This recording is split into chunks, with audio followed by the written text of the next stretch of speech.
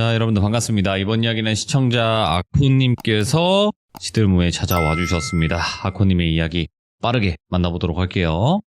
안녕하십니까. 아코님 반갑습니다. 아유, 반갑습니다. 네, 아이고 일찍 뵙는 것 같아요. 어우, 색다롭네요. 뭔가.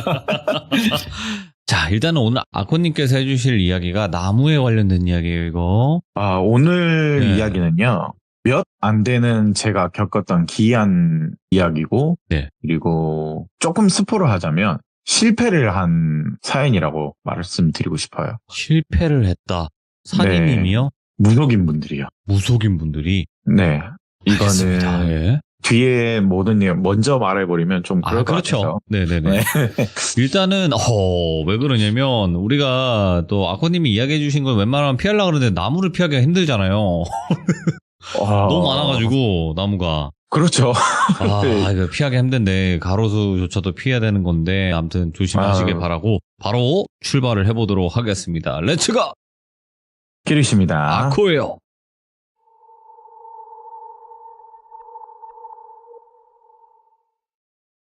네, 오늘 제목은 굳이 하나를 설정을 하자면 사람 잡는 나무에 대해서 말해볼까 합니다. 이 사건 역시 제가 돌비라는 친구, 마찬가지 산이 이렇게 기이하게 저는 겪었던 일 중에 하나였고요. 여러분들 전국에 있는 어떤 특정 지역의 귀신나무의 닉네임을 가진 나무들이 많아요. 안동에 있는 나무들도 많거든요. 네, 그 나무는 절대 아니니까 다른 매체에 또 소개로 나왔던 그런 귀신 들린 나무는 절대 아닙니다. 아무 관련이 없으니까 미리 알려드립니다. 또 아는 나무가 그거밖에 없어서. 그렇죠. 예. 제가 산이를 따라서 지금까지도 구판을 사실 여러 번 따라간 적도 있고 가장 최근에도 제가 6월 8일자에 한번 따라갔다 온 적이 있었는데 이제 보다 보면 늘 한 10년 가까이 보던 분이에요. 예, 무속인 분들이요. 항상 산이도 요즘에는 이제 안 그렇지만 과거에는 보초 같은 개념으로 도와주러 가는 거였고 저는 산이의 꼬북이죠. 운전 역할을 주로 하는 그런 개념으로 따라가고 산이가 만약에 기절을 하게 되면 저희가 케어를 하고 이런 수준으로 항상 가는 거였는데 이날의 구판은요. 시기는 말씀을 안 드릴게요. 나중에 시기가 나와요. 여러분들이 추측하시면 이때구나 이게 나오거든요. 네, 이날의 구판은 산이가 저한테 금지사항에 대해서 몇 개를 말을 했었어요. 돌비나 저한테 경고를 좀 했거든요. 첫 번째는 이 장소에 도착을 하면 절대로 니들 사진 찍는다고 경치 찍는다고 촬영을 하지 말래요. 두 번째는요. 이 구판이 끝나면 100일간은 이 일에 대해서 절대 꺼내지 말래요. 세 번째는 이틀 동안 육고기 음식은 먹지 말라. 이렇게 세 가지 주의사항을 저하고 돌비한테 얘기를 하더라고요. 일단 시키는 대로 하는 입장이니까 그래 알았다고. 한두 시간 지나니까 구판이 벌어지는 장소에 저희가 다다랐거든요. 저하고 돌비 일단은 도착하고 나서는 선이가 미리 말한 시키는 대로 또 하나가 있었거든요. 온몸에 천일염을 뿌리래요. 그리고 부적을 2개 주더라고요. 니들 핸드폰 케이스 뒤에 넣으라고. 그래 알았다. 일단은 또 재밌는 거 하러 가나 보네. 항상 그런 얘기를 저는 하거든요. 또 큰 거구나. 부적은 웬만하면 안 줬거든요.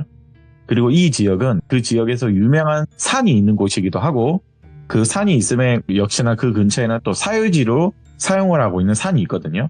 그 산은 국립공원이라고 굳이 표현을 하자면 거기는 이제 함부로 올라갈 수는 없으니까 사유지를 통해서 이 산을 올라가게 됐어요. 네, 한 30번 정도 길 없는 곳으로 헤쳐 올라가니까 역시나 사람들 소리가 들리더라고요. 미리 왔던 사람들이 있더라고요. 저 멀리서 10명 정도가 보이는데 딱 멀리서 봐도 구판을 준비를 하는구나. 이 모습을 보니까 항상 제 사연을 듣는 여러분들도 아실 거예요. 보다 보면요. 산이가 좋아하고 산이가 따르는 무당분이 계세요. 이제 근 한 7, 8년 보다 보니까 이분들하고도 안녕하세요. 이제 정말 인사도 자주 하는 그런 사이가 됐거든요. 근데 그 무당분하고도 거기 있는 바라지 형님 분들하고도 또 오랜만에 뵙습니다. 인사를 하고 그런데 옆에 보니까 몫으로 보이는 분 있죠. 벌목하시는 그런 작업자분들도 한 3분 계시더라고요. 근데 손에 든 게요. 전기톱이에요. 뭐야 이거 전기톱이 들려있는 거예요. 부판과 목수분들의 벌목하는 전기톱이라 조금 안 맞잖아요. 역시나 우리를 끌고 산이가 여러 번 왔지만 오늘도 큰일을 하겠구나. 똘비랑 저는 또 말장난으로 작게 하고 있었거든요. 딱 그런 말을 하고 나니까 산이가 똘비랑 저한테 말하기를 아코야 내가 만약에 오늘 기절할 수도 있거든. 내가 만약에 기절을 하면 혹은 심하게 혼절을 하게 되면 그런 일이 발생을 안 해야 되겠지만 만약에 한다면 야 뜸들이지 말고 그냥 얘기해. 뭔 또 헛소리를 또 찍찍하고 있어. 이제 답답하니까 제가 화를 냈거든요. 아니 돌비도 옆에서 뭔 소리냐고 왜 자꾸 뜸을 들여. 산속에 와서 귀신이랑 뭐 킹 오브 파이터 뭐 그런 거 찍으러 왔냐고 갑자기. 아니 얘가 뜸을 들으니까 여기서 뭐 킹 오브 찍어? 이렇게 말을 하니까 또 산이를 묻더라고요. 나를 또 기쁘게 해주네 이러면서. 그런데 만약에 내가 무슨 일이 생기면 주머니에서 작은 주스병 아세요? 돌비님? 뭐 환자분들 병문안 갈 때 그 사는 항상 그 병 있죠. 예, 그 주스병 2개에 저한테 하나 돌비한테 하나 건네주더니 이걸 자기한테 먹이래요. 만약에 내가 혼절을 하게 되면 얼굴에 뿌리거나 꼭 먹이래요. 저는 당황했죠. 아니 이런 적은 또 처음이었거든요. 이걸 먹이거나 뿌리라고? 내가 정말 혼절할 수도 있다. 잘못될 수도 있다. 이 안에 뭐 들었냐고 하니까 닭피가 들어있대요. 야 여기에 피가 꽉 차올 정도면 한 몇 마리 잡았다는 건데 일단 알겠다고. 뭔지는 모르겠지만 또 그러면 긴장이 되잖아요. 저나 돌비나.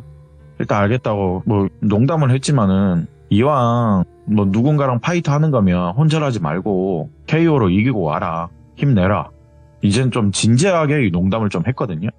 꼭 KO 승을 하고 와라. 그렇게 얘기를 했지만은 산이도 그 웃음에 그 당시는 제가 느끼기에는 아 얘가 정선 악마 사건 때처럼 뭔가 표정이 별로 안 좋았어요. 저는 느꼈어요. 돌비는 그때 따라가질 않아서 못 느꼈을지 모르겠는데 저는 느꼈거든요.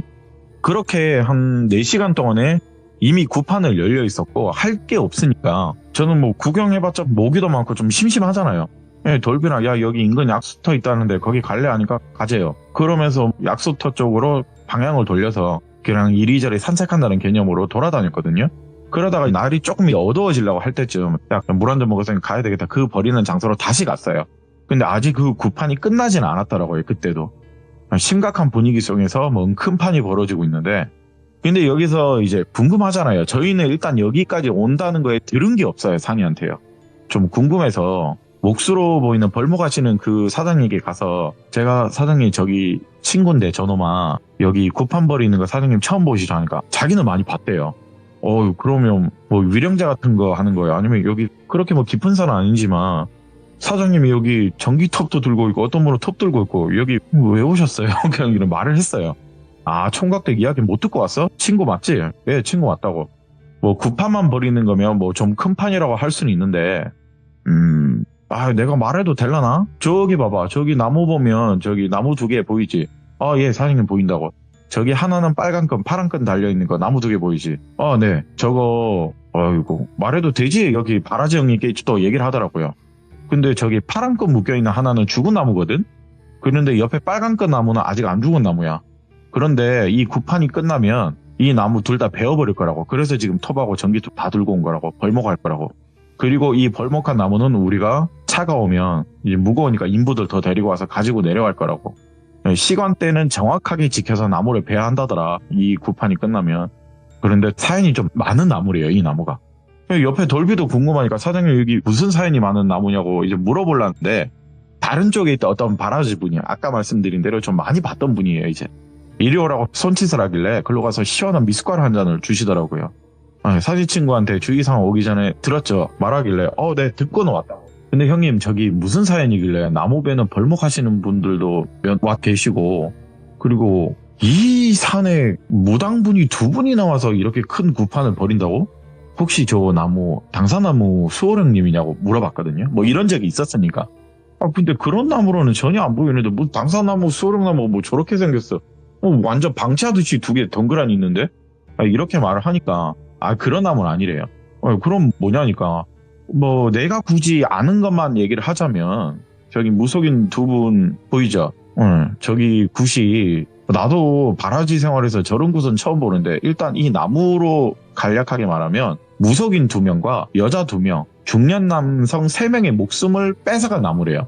일단 대열명 가까이 뺏어갔다는 거죠. 근데 중요한 건 무속인이 있대요. 옆에 있던 돌멩이 예?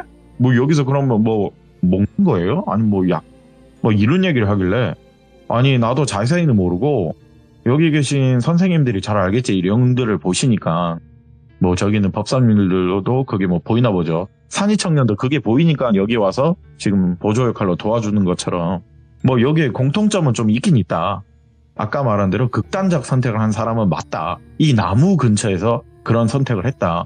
그럼 이 나무들 뭐야 이거? 그럼 우연 아니에요? 그럼? 뭐 그럼 길 가다가 보이면 뭐 여기서 그럴 수도 있는 거지. 어떻게 보면 그렇잖아요.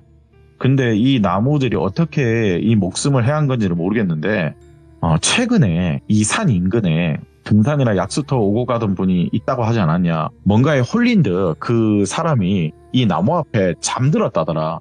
분명 자기는 오후 3시쯤에 약수터로 올라갔는데 눈을 뜨니 6시쯤 3시간 지난 그 나무 앞에 있었대요. 내가 왜 여기 눈을 떴는지 모르겠는데 기억도 안 난대요. 내가 여기 왜 왔냐, 뭐 기억도 안 나니까 당연히 하산할 거 아니에요. 그런데 집에 왔는데 3, 4일을 악몽을 꿨대요. 예. 근데 그 악몽을 꾼 내용이 당장 산으로 안 오고 뭐하냐 이 새끼야.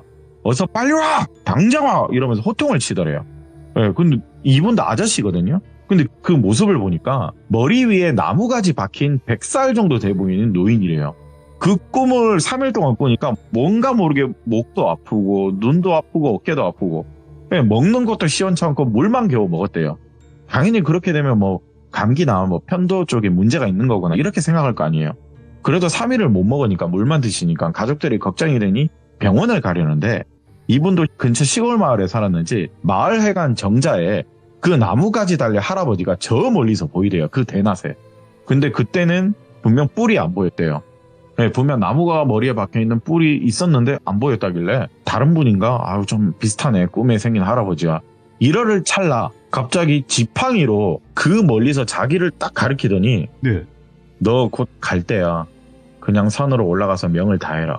이 말을 들린대요. 근데 저 멀리 정자에서 나한테 이게 들린다고?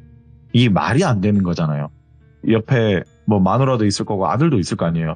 너 저 소리 들리나니까 아니 안 들린대요. 왜 저게 나한테 들리지? 자꾸 저기 있는 노인이 너 곧 갈 때야. 그냥 산으로 올라와. 명을 다해라. 지금 계속 이러는데 너희들 안 들리냐고. 와이프 안 들리냐고. 안 들린대요. 그대로 혼절하셨대요.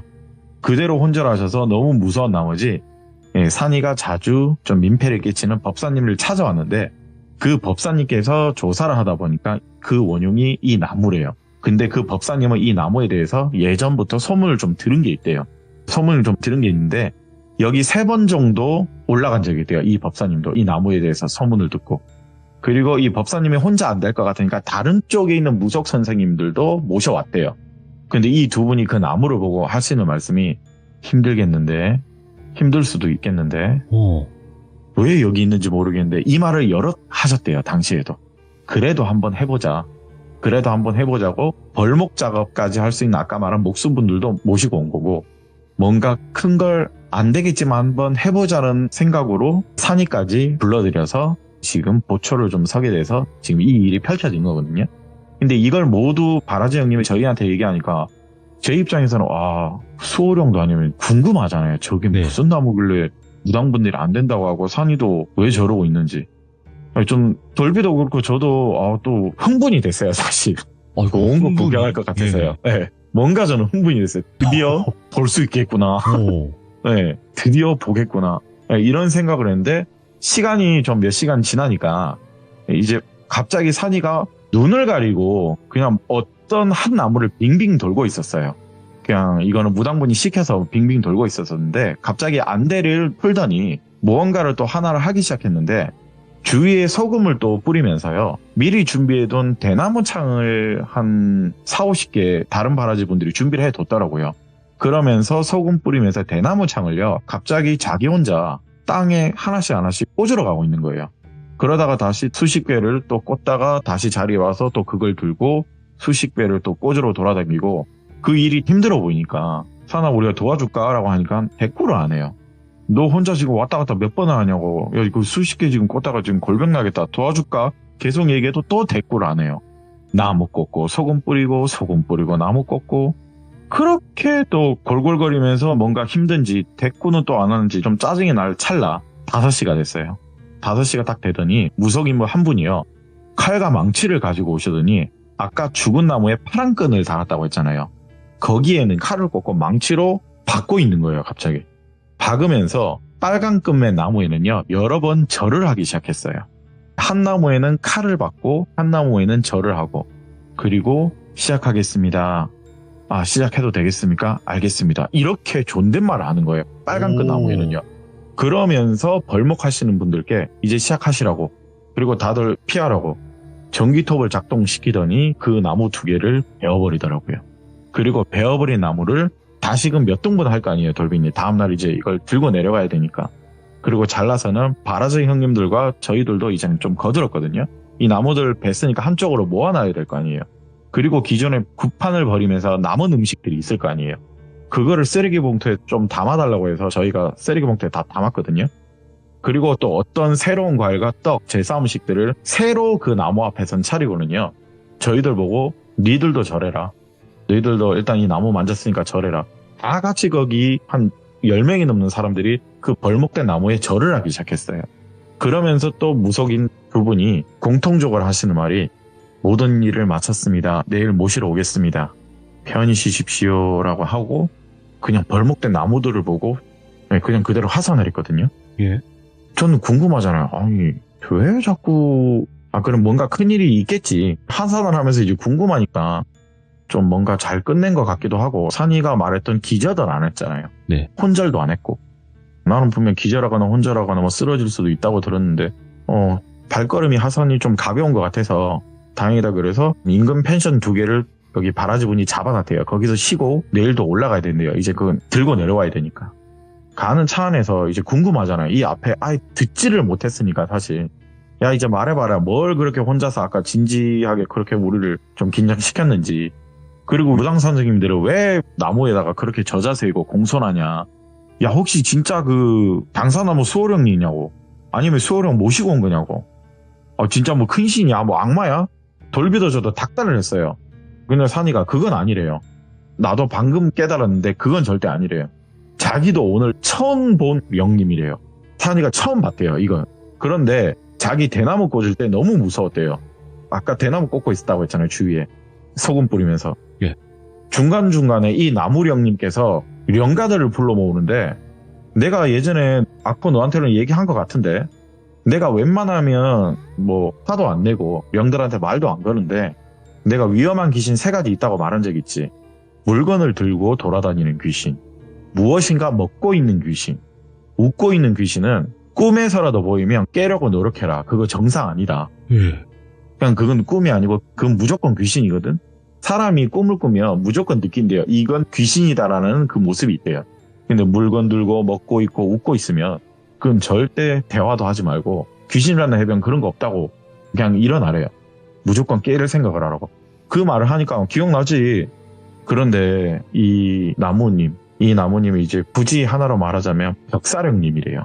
이 벽사령님이 이 영가들을 불러 모으고 있었대요. 그런데 거기에 낯들고 있는 귀신이 있어가지고 너무 무서웠대요, 자기도. 그래서 소금 급하게 뿌리고 대나무를 막 꽂고 있었어요. 이 하나 말고는 더 이상 올라오지 말라고. 그런데 그 나무 주위로 엄청나게 많은 귀신들이 몰려들었대요. 그래서 자기는 분명 혼절할 수도 있을 거라고 생각했대요. 이미 저 멀리서 보이기 시작했대요. 낫을 들고 있는 귀신이라 말이 안 되지 않느냐. 이건 누가 봐도 자기도 안 되고 그냥 혼절 분명 하겠다, 무섭다 느꼈대요. 그때 굿하시는 선생님들 보초서다가 나도 오늘 가는 줄 알았다. 사실 그냥 이제 와서 웃으면서 말하는데, 근데 앞에 말씀드린 대로 저는 궁금한 게 벽사령이 뭐야? 라고 물었어요. 벽사령이 도대체 뭔지 저도 검색을 그 당시에 했었고, 산이가 이제 말해주는 벽사령은요, 여러분 버들나무라고 아실 거예요. 버들나무, 이게 다른 말로 미루나무거든요.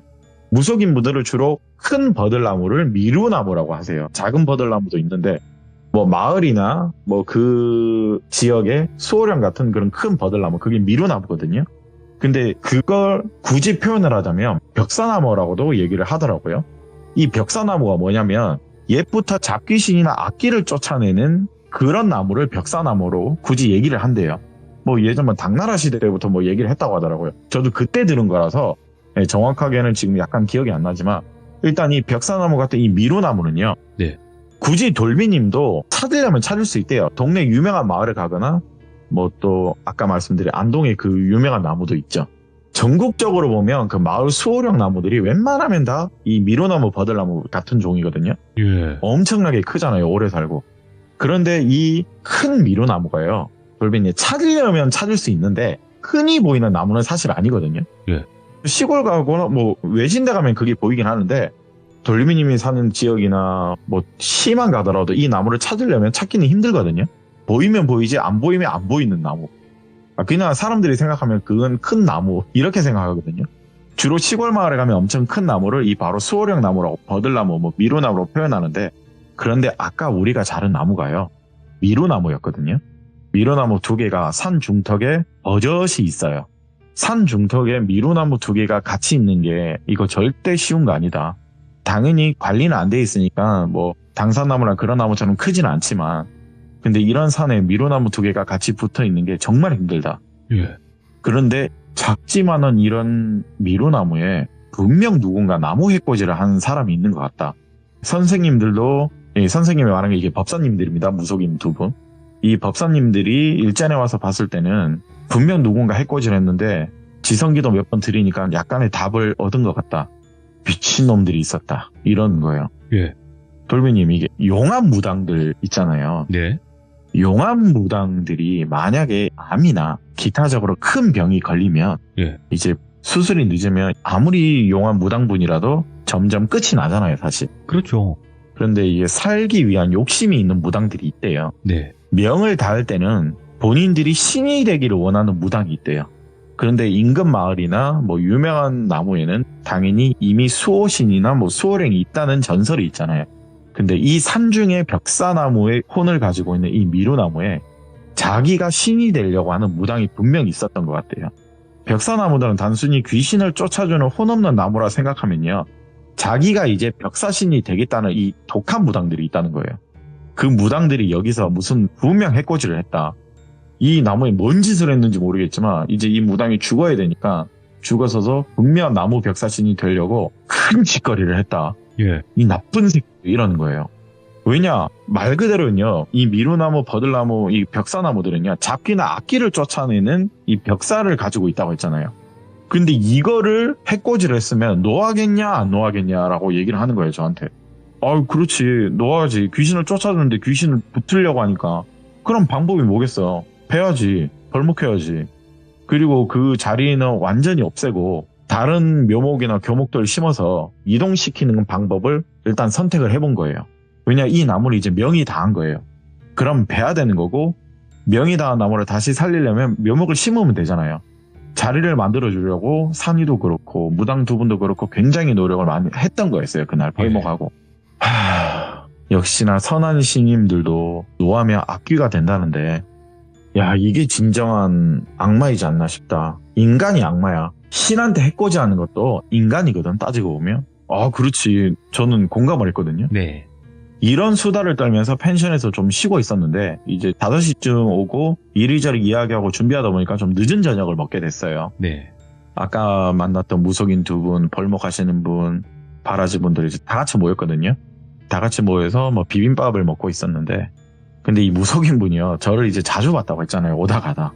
어이 너 참 우리랑 자주 본다. 너 생각해보니까. 저는 그때 그러게요. 안 봐야지 좋은 건데요. 선생님. 그쵸. 분위기 반전 해볼까 제가 농담을 좀 많이 하긴 해요. 돌비님. 이 법사님도 그렇고 무속인 분들도 그렇고 그렇지. 니들하고 우리는 안 보는 게 평온한 거다. 근데 돌비님 제가 가끔씩 눈치 없는 질문을 좀 하긴 해요. 장난기가 좀 있다 보니까. 네. 솔직히 말할게요. 그냥 대놓고 눈치 없는 질문을 많이 해요. 그때 당시 또 발동을 한 게 있었어요. 난 이 질문 반드시 해야 되겠다. 이걸 좀 했거든요. 그 법사님 제가 정말 잠이 안 오거든요. 궁금하면. 호기심도 엄청 많고 제가 이걸 알아내지 못하면 정말 못 자는 성격인데 궁금한 게 하나 있는데 얘기해도 되냐. 그러면서 그 무속 법사님 한 분이 얘기해보라고. 그래 얘기해봐. 그럼 제가 감히 하나만 질문하겠습니다. 선생님. 그래. 저는 이상하게요. 산이 저놈하고 오랜 기간 지내다 보니까 의문점이 하나 있거든요. 예. 무속인 분들은요. 왜 오래 사는 거에 대한 집착이 은근히 있더라고요. 좀 선 넘는 질문을 했어요. 돌비님. 영원한 승자도 영원한 생명도 없거늘.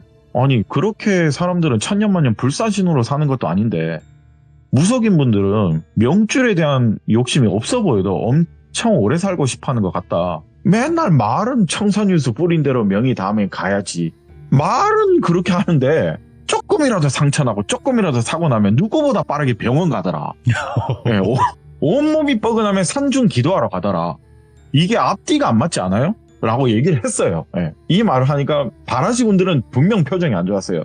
딱 저 새끼 뭐라는 거 약간 이런 표정이었고 예, 산이하고 무속인 분들 웃으셨어요.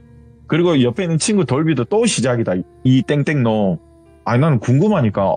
그리고 바라정님 분들한테 들었고 벌목하시는 분들한테 들었고 산이한테도 들었는데 여기 지금 현재 사건도 어떤 무속인분의 잘못된 행위로 지금 이 일이 벌어지는 거 아니냐. 누가 산 중턱에 나무에다가 이 큰 구판을 버리는 이런 짓을 하냐 사실. 연관이 있으면 있는 거지만 뭐 연관이 제가 보기에는 분명 있어 보여서 예. 그래서 궁금해서 말을 해봤습니다. 이렇게 질문을 묶어서 얘기를 했거든요 사실. 그런데 법사님 한 분이 좀 빵 터지셔서 저한테 얘기를 하더라고요. 예. 야 이씨 우린 사람 아니냐고. 아니 무슨 신님 모시면 뭐 우린 사람 아니야? 나도 오래 살고 싶어. 어떤 말도 안 되는 소리를 명대로 가라는 헛소리를 해. 야 명을 길게 하는 것도 명을 줄이는 것도 결국에 본인 행동에 따른 거지. 야 오해하지 마라 총각. 나는 오래 살고 싶어. 나는 솔직하게 말하면 우리 신님을 모시고 병만 안 든다면 평생 정말 오래 살고 싶어 얘기를 하시더라고요. 그리고 이 두 나무님들은 그냥 화난 게 아니다 사실. 뭐 굳이 니들도 따라왔으니까 얘기를 하자면 정말 크게 화나 있는 거다. 나무가 사람까지 홀리게 할 수 있는 경지까지 오신 거면 엄청나게 지금 분노를 가지고 있는 거고. 아까 옆에 나무 하나 죽어 있었지. 똑같은 나무. 내가 보기 이건 아마 아무리 해도 우리는 안 될 것 같다. 우리 능력으로는 안 될 것 같긴 하다. 옆에 선생님도 안 될 것 같긴 하다고 얘기했고 산이도 안 될 것 같기도 하고. 사실 나 찾아와서 홀렸다는 그 아저씨가 내 국민학교 동창 남동생이거든. 그 나무에 왜 홀렸는지는 모르겠으나 이게 조금 이상한 게 하나 있긴 있다. 그 홀린 사람이 그리고 이 산주인도 그렇고 과거에 동물 관련 박제사였다. 돌빈이 동물 박제사 아시죠? 근데 이 동물 박제사분들이 살아있는 동물도 좀 그렇게 하는 분들이 있어요. 불법적으로. 그런 직업이었다. 그리고 이 나무에 여기 선생님과 내가 몇 번 올라오고 조사도 여러 했는데 이 나무에 죽은 몇몇 인물들이 있다고 니들 들었지? 예, 들었습니다. 이게 우연인지는 모르겠는데 여기서 죽은 분들이 생물들을 해하는 직업들을 가지고 있긴 있더라. 예를 들어 하나는 뭐 도살자로 운영하는 사람이 있었고 아까 말한 박제사들이 있었고 그리고 불법 번식장을 운영하는 여자들도 있었고 건강원을 운영하는 사람들도 있었고 이게 우연이라면 우연이겠지? 이게 이런 쪽 사람들하고 비슷하게 엮여 있으니까 우리는 우연이라고 말을 안 하겠지만 네. 니들이 생각하기에는 분명 우연이라 할 수 있겠지. 그러네요. 그리고 왜 미수나무 하나는 살아있겠냐? 똑같은 나무인데 하나는 살아있고 하나는 죽었는지. 번개 맞으면 번개로 인한 죽은 나무는 다 보이거든. 근데 이거는 이상하게 그냥 죽어있어. 분명 독한 무당 놈들이 와서 나무 하나 해코지 한 거다. 분명 이건 한 거다. 딱 이 말을 해주시는데 제가 앞에 웃으면서 농담 하나 던진 게 이게 너무 크게 좀 받아들여지는 거예요. 이야기까지 다 들려주시니까 좀 많이 놀랬거든요. 그리고 산이 총각을 우리가 부른 이유 중에 하나도 뭐냐면 우리가 이 두 명이나 춤추면서 구판을 벌이고 있을 때 산이 총각이 좀 컸다 사실. 아까 말한 대로 뭐 씹고 있는 귀신하고 뭐 물건 들고 있는 귀신이 산중으로 올라오고 있더라. 그거 산이가 막고 있었다고. 아유 우리 산이 총각 오늘 잘 견뎌줘서 고맙다고.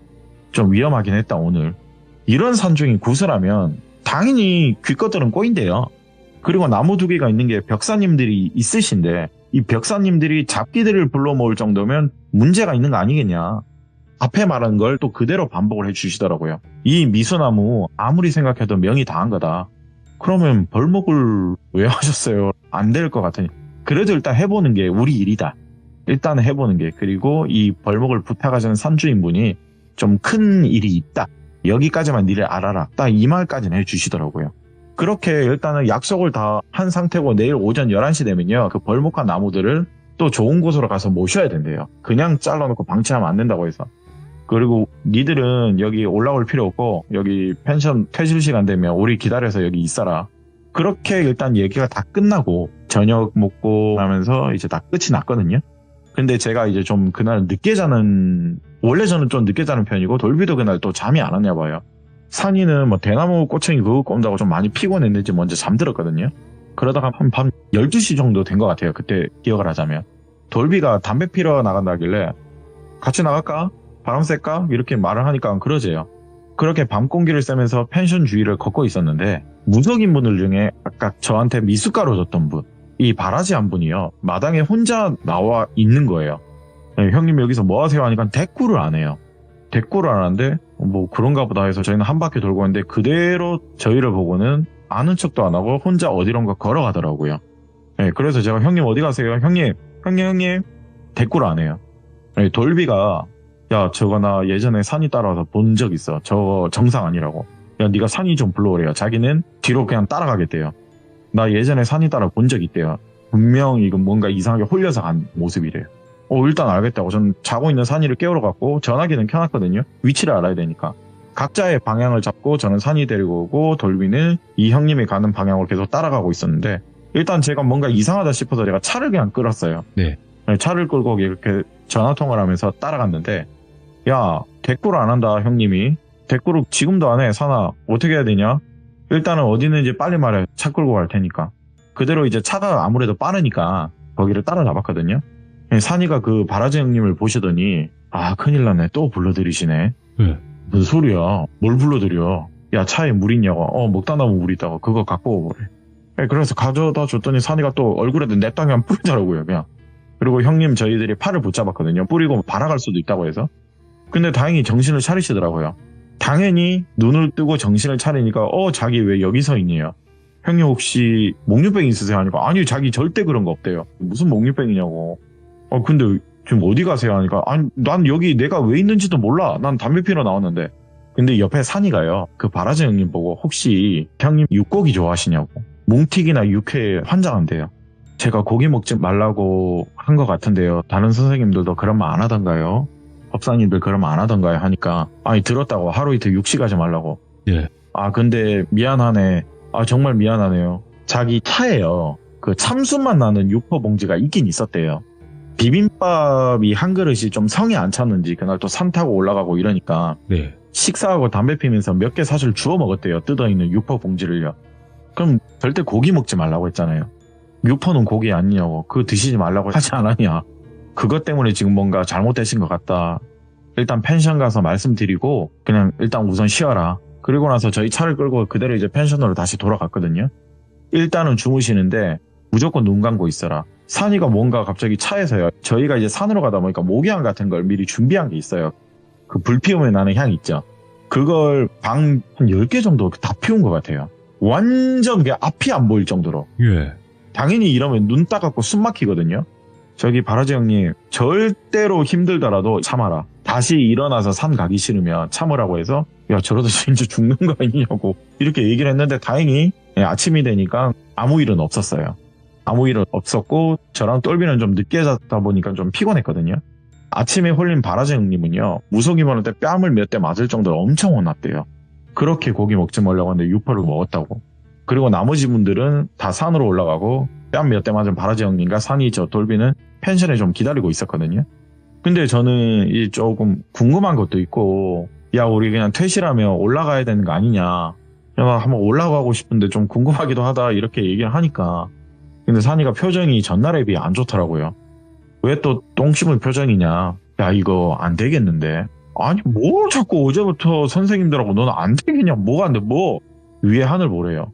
구름이 좀 끼어있지. 비 오겠지. 그러고 보니까 분명 날씨 쨍쨍하다고 했는데 지금 장마철도 아니고 소나기도 아무것도 없는데 절대 비 소식이 분명 없었어요. 저희가 봤을 때. 근데 비 소식이 갑자기 있네. 야 이것도 우연이야? 돌비도 좀 신기하니까 어렵다. 진짜 이번 건 어렵다. 그러면서 어디론가 전화를 하는 거예요. 산이가요. 아까 이제 올라간 무속인 분들한테 전화를 했는데 마침 우리가 전화하려고 했는데 산이 총각이 전화 왔네. 스피커폰이어서 다 들렸거든요. 우리도 그냥 하산하고 있다. 산이 총각 그냥 거기 있어라 이러는 거예요. 왜요? 이 나무가지로는 벌목 사람들 올 거 아니냐.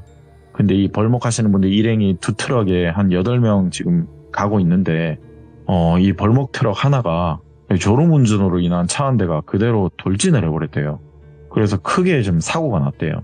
크게 사고가 났는데 다행히 목숨을 뺏어간 건 아닌데 이 벌목하는 나무를 가지러 가는 트럭이 사고가 났다. 그리고 갑자기 비가 오네. 그리고 나한테 이게 연락이 왔다. 산이총각. 이게 무슨 징조겠냐. 안 된다 이거.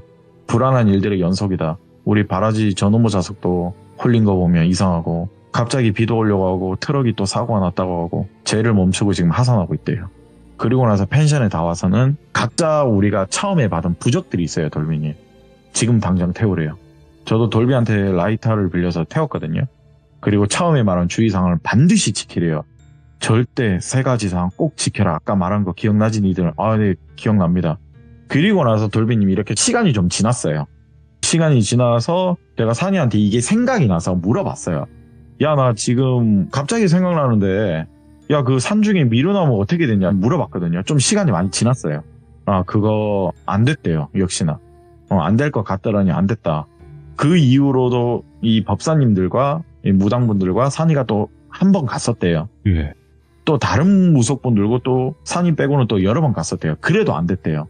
왠지 모르는데 뭐가 안 됐는지 모르겠는데 뭔가 안 됐대요, 그냥. 그런데 마지막에 안 됐던 이유 중에 하나가 무속 선생이 한 분이 심하게 홀렸대요. 정말로 죽을 뻔했대요. 너무 이건 안 된다. 아무래도 이제 포기하자. 이럴 찰나 하나의 내용을 듣게 됐는데 이 산주인이 있을 거 아니에요, 돌비님. 아까 우리가 말 못했던 사연을 이제 하나 듣게 됐거든요. 이 왜 자꾸 여기에 집착을 하는지. 아니 무속인 분들한테 이 정도로 여러 번 왔다 갔다 하고 산이까지 불러들이시면 돈을 좀 썼다는 거거든요, 사실. 왜 이 나무에 집착을 하고 이 산에 집착을 하냐 물어봤는데 이 산주인분이 따님이 직업이 간호사래요. 근데 뭔가의 큰 사건이 터지긴 터졌대요. 근데 이 나무 밑에서 명을 다했대요. 그런데 이 나무를 통해서 소문을 듣고 뭐 무당분들의 뭐 지인의 동생도 여기에서 문제가 됐는데 이 산주인분들 딸까지도 이 나무 밑에서 극단적 선택을 했다는데 그러면 그렇게 그냥 제 맘대로 끝내면 되지 않느냐. 결정적으로 이제 딸이 여기서 사망을 하면 부모님 입장에서는 가끔씩 그 산을 올라갈 거 아니에요. 그런데 거기에 뱀 4마리와 다람쥐 8마리가 죽어 있는 걸 봤대요. 이거는 절대 보통 일이 아니고 하필 우리 산에 이런 나무가 있는 것도 싫은데 동물들과 사람까지도 이 정도로 해칠 정도면 이거는 아니다. 그러면서 많은 돈을 주고 법사님들께 부탁을 했던 거였어요. 그런데 애걸복걸하면서 여러 번 부탁을 했는데도 이제는 안 된다고 포기를 하셨어요. 자꾸 여기에 개입을 하니까 지인의 지인까지 우리들도 지금 문제가 되더라. 앞에 말씀드린 대로 무당분들도 한 명 문제가 되고 바라지 형님도 씌이고 이건 안 됩니다. 몇 달에도 안 되니까 그만하셔야 된다. 네. 이미 이 인근의 산은요 명을 다 했대요. 이 산은요 끝이 났대요. 그걸 산이가 그간에 이제 저희가 못 들었던 내용을 다 얘기를 해줬는데 그리고 시간이 좀 많이 또 흘렀어요. 그 이후로도 제가 소름을 좀 돋았던 건요. 무속인분의 아까 마지막 말을 잘 생각해보면요. 숨을 거둔 산이라고 했어요. 네, 숨을 거둔 거나 마찬가지라고 했어요. 자, 이 시기는 말씀을 안 드릴게요. 다시 말씀드리지만 이 산이요. 엄청나게 뉴스에 떠들썩하게 산불이 났던 장소예요. 아. 산이 수명을 다하는 건요. 딱 2가지밖에 없어요, 돌비님. 예.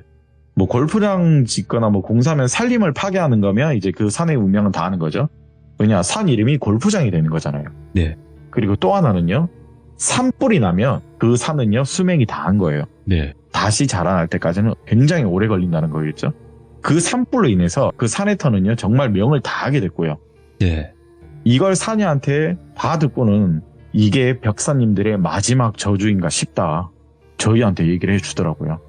결국에 최고의 악마는 사람이고 이 사람으로 인해서 신이 노하셨고 그 신이 노해서 산림까지 파괴되고 결국에 끝과 시작은 사람이 악마다라는 얘기를 하더라고요.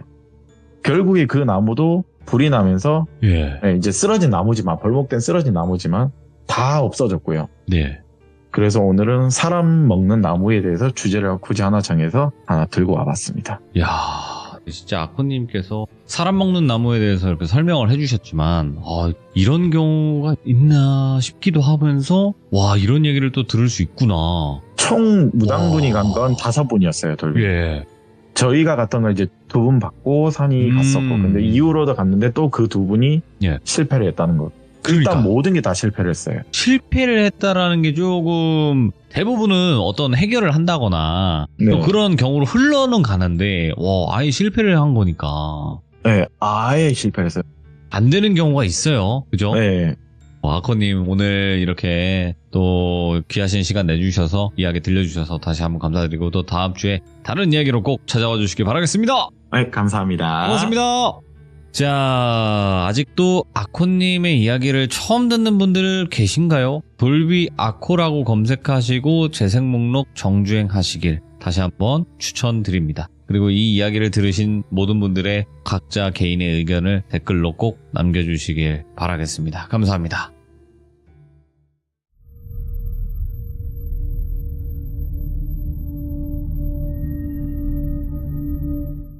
자, 여러분들 반갑습니다. 이번 이야기는 시청자 공주아빠님께서 시들무에 찾아와 주셨습니다. 일단은 공주아빠님께서 저번에도 굉장히 또 섬뜩한 이야기로 다가와 주셨는데, 오늘 해주실 이야기도 굉장히 좀 듣기 힘든 직업괴담 중에 하나가 부동산 업을 하시면서 겪은 직업괴담들도 굉장히 듣기가 어렵거든요. 근데 오늘 들려주신다고 하니 바로 들어보도록 하겠습니다. 예, 여보세요. 공주아빠님. 아유, 반갑습니다, 돌비님. 아이고, 이렇게 또 찾아와 주셔서 감사드립니다. 아유, 아닙니다. 지난번에 너무 좋은 말씀 해주셔가지고 아이고, 감사합니다. 무슨 말씀이세요? 네, 너무 네. 감사하죠. 자, 일단은 공주아빠님께서 오늘 또 찾아와 주셨고, 네네. 저번에 이제 마지막쯤에 부동산업을 하면서 또 겪은 무서운 이야기가 있다라고 말씀하셨어요. 네네네. 중개업을 하면서 겪는 일들이 있다고 하셨는데, 이것도 네네. 사실상 좀 듣기가 쉽지가 않거든요. 아, 네네네. 네, 그래서 오늘 한번 바로 출발을 해보도록 하겠습니다. 렛츠고! 길이십니다. 공주아빠요.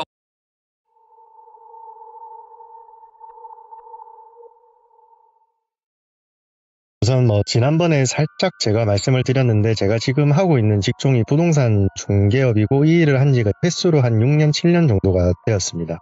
이제 대학생들 원룸 이런 것부터 시작해서, 현재 제가 일하고 있는 이 지역에서는 제가 모르는 이런 매물은 없다라고 보시면 되고요. 그러다 보니 이제 어느 건물이 전세 사기꾼들 건물이고, 어느 건물에서 사건, 사고가 일어났고, 예. 그런 웬만한 정보는 다 알고 있고요, 솔직히. 오늘 이제 이야기해드릴 내용은 신축, 다가구 주택, 이제 막 준공이 떨어진 아주 따끈따끈한 그런 건물에 관한 내용입니다. 예. 제 업무 패턴은 하루 종일 저랑 제 선배 둘이서 매물을 따라다니거나 전화를 돌리거나, 아니면은 우리가 흔히 알고 있는 직방, 다방 이런 플랫폼에다가 광고를 올리고 손님들 만나서 이제 안내하고 계약을 하는 게 저희의 주 업무고요. 같이 일하는 선배는 부동산 횟수로 한 3, 4년 그냥 완전 베테랑이라고 보면 되고요.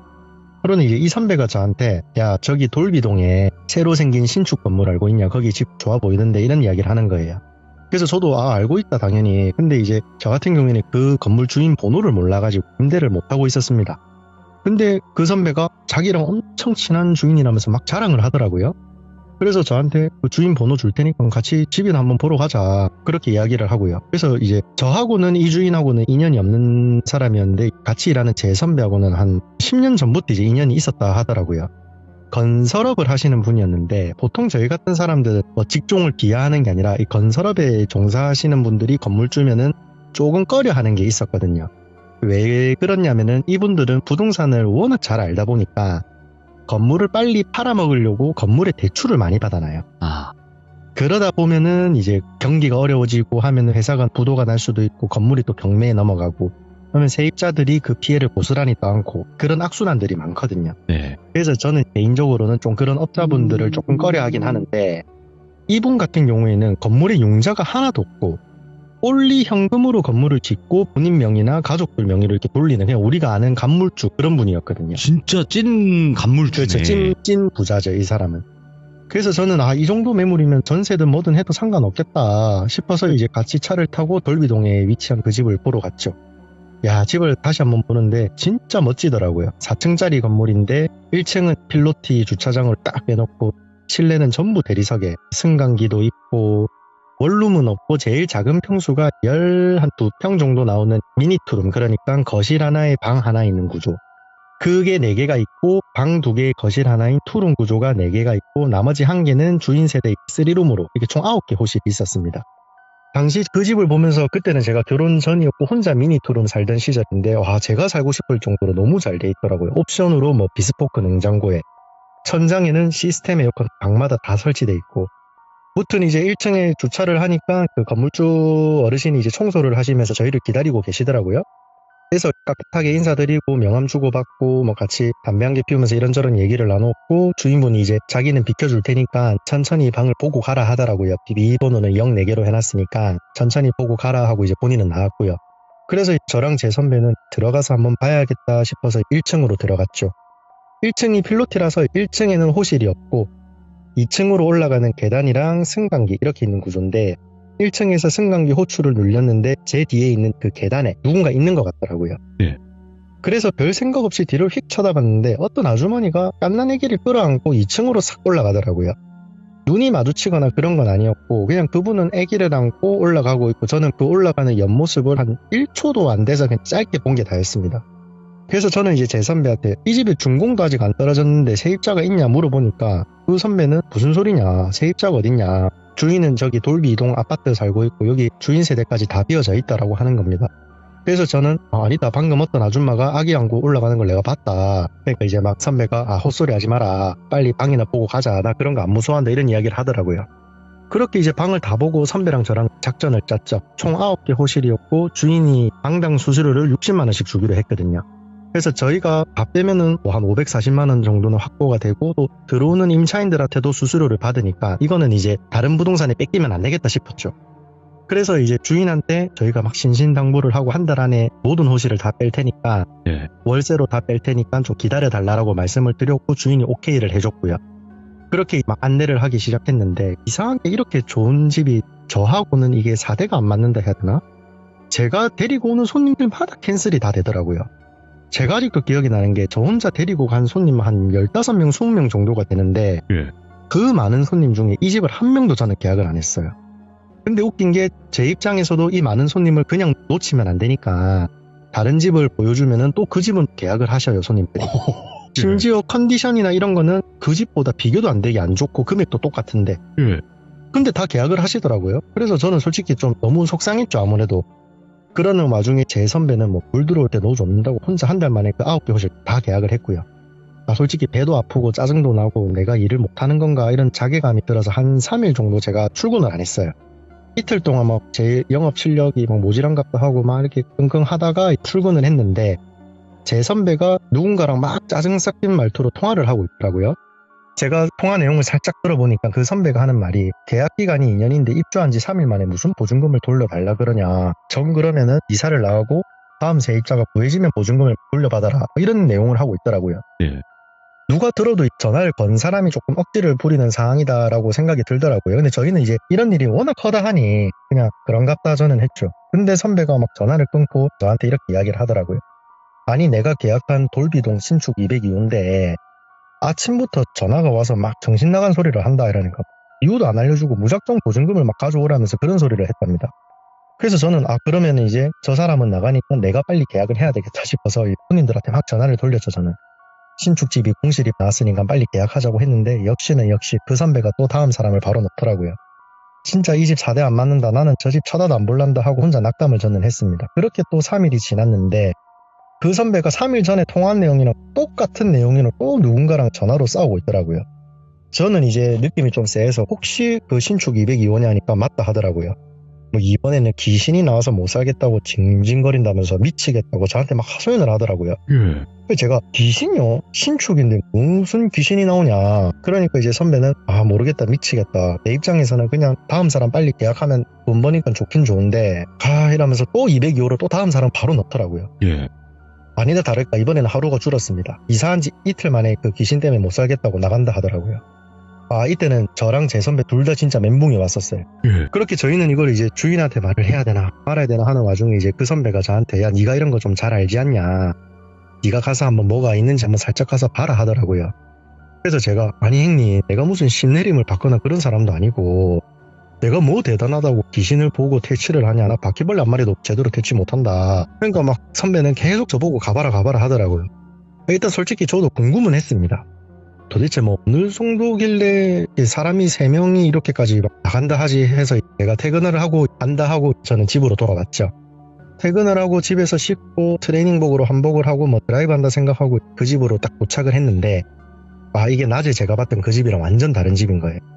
그냥 분위기도 그렇고 어느 정도로 다른 집이다라고 생각이면 제가 집원을 한 3번을 확인했어요. 그 도로명 주소를. 이 집이 맞는가 안 맞는가. 근데 외관은 분명히 똑같은데 이게 느낌이 낮에 본 그 집이 아닌 것 같은 느낌이 너무 강하게 들더라고요. 저는 너무 느낌도 안 좋고 불안해서 혼자 주차장에서 막 담배를 태우다가 들어는 가봐야 되겠다 싶어서 승강기를 안 타고 1층부터 4층까지 운동한다 생각하고 계단을 몇 번 이렇게 왕복을 해보려고 했죠. 네. 이렇게 자동문을 딱 여는데 이게 느낌이 머리에 딱 정전기가 일어나면서 본능적으로 여기는 절대 들어가면 안 된다. 여기는 뭔가 위험한 게 있는 것 같다라는 생각이 딱 머릿속에 드는데 어쨌든 여기까지 올라왔으니까 올라가 봐야 되는 거잖아요. 그래서 만약에 혹시라도 뭔가 나오면 그냥 막 욕하고 해야 되겠다. 어차피 여자라 하니까 여자 귀신인 것 같으니까 뭐라 해야 되겠다 했는데 역시 뭐 안 나오더라고요.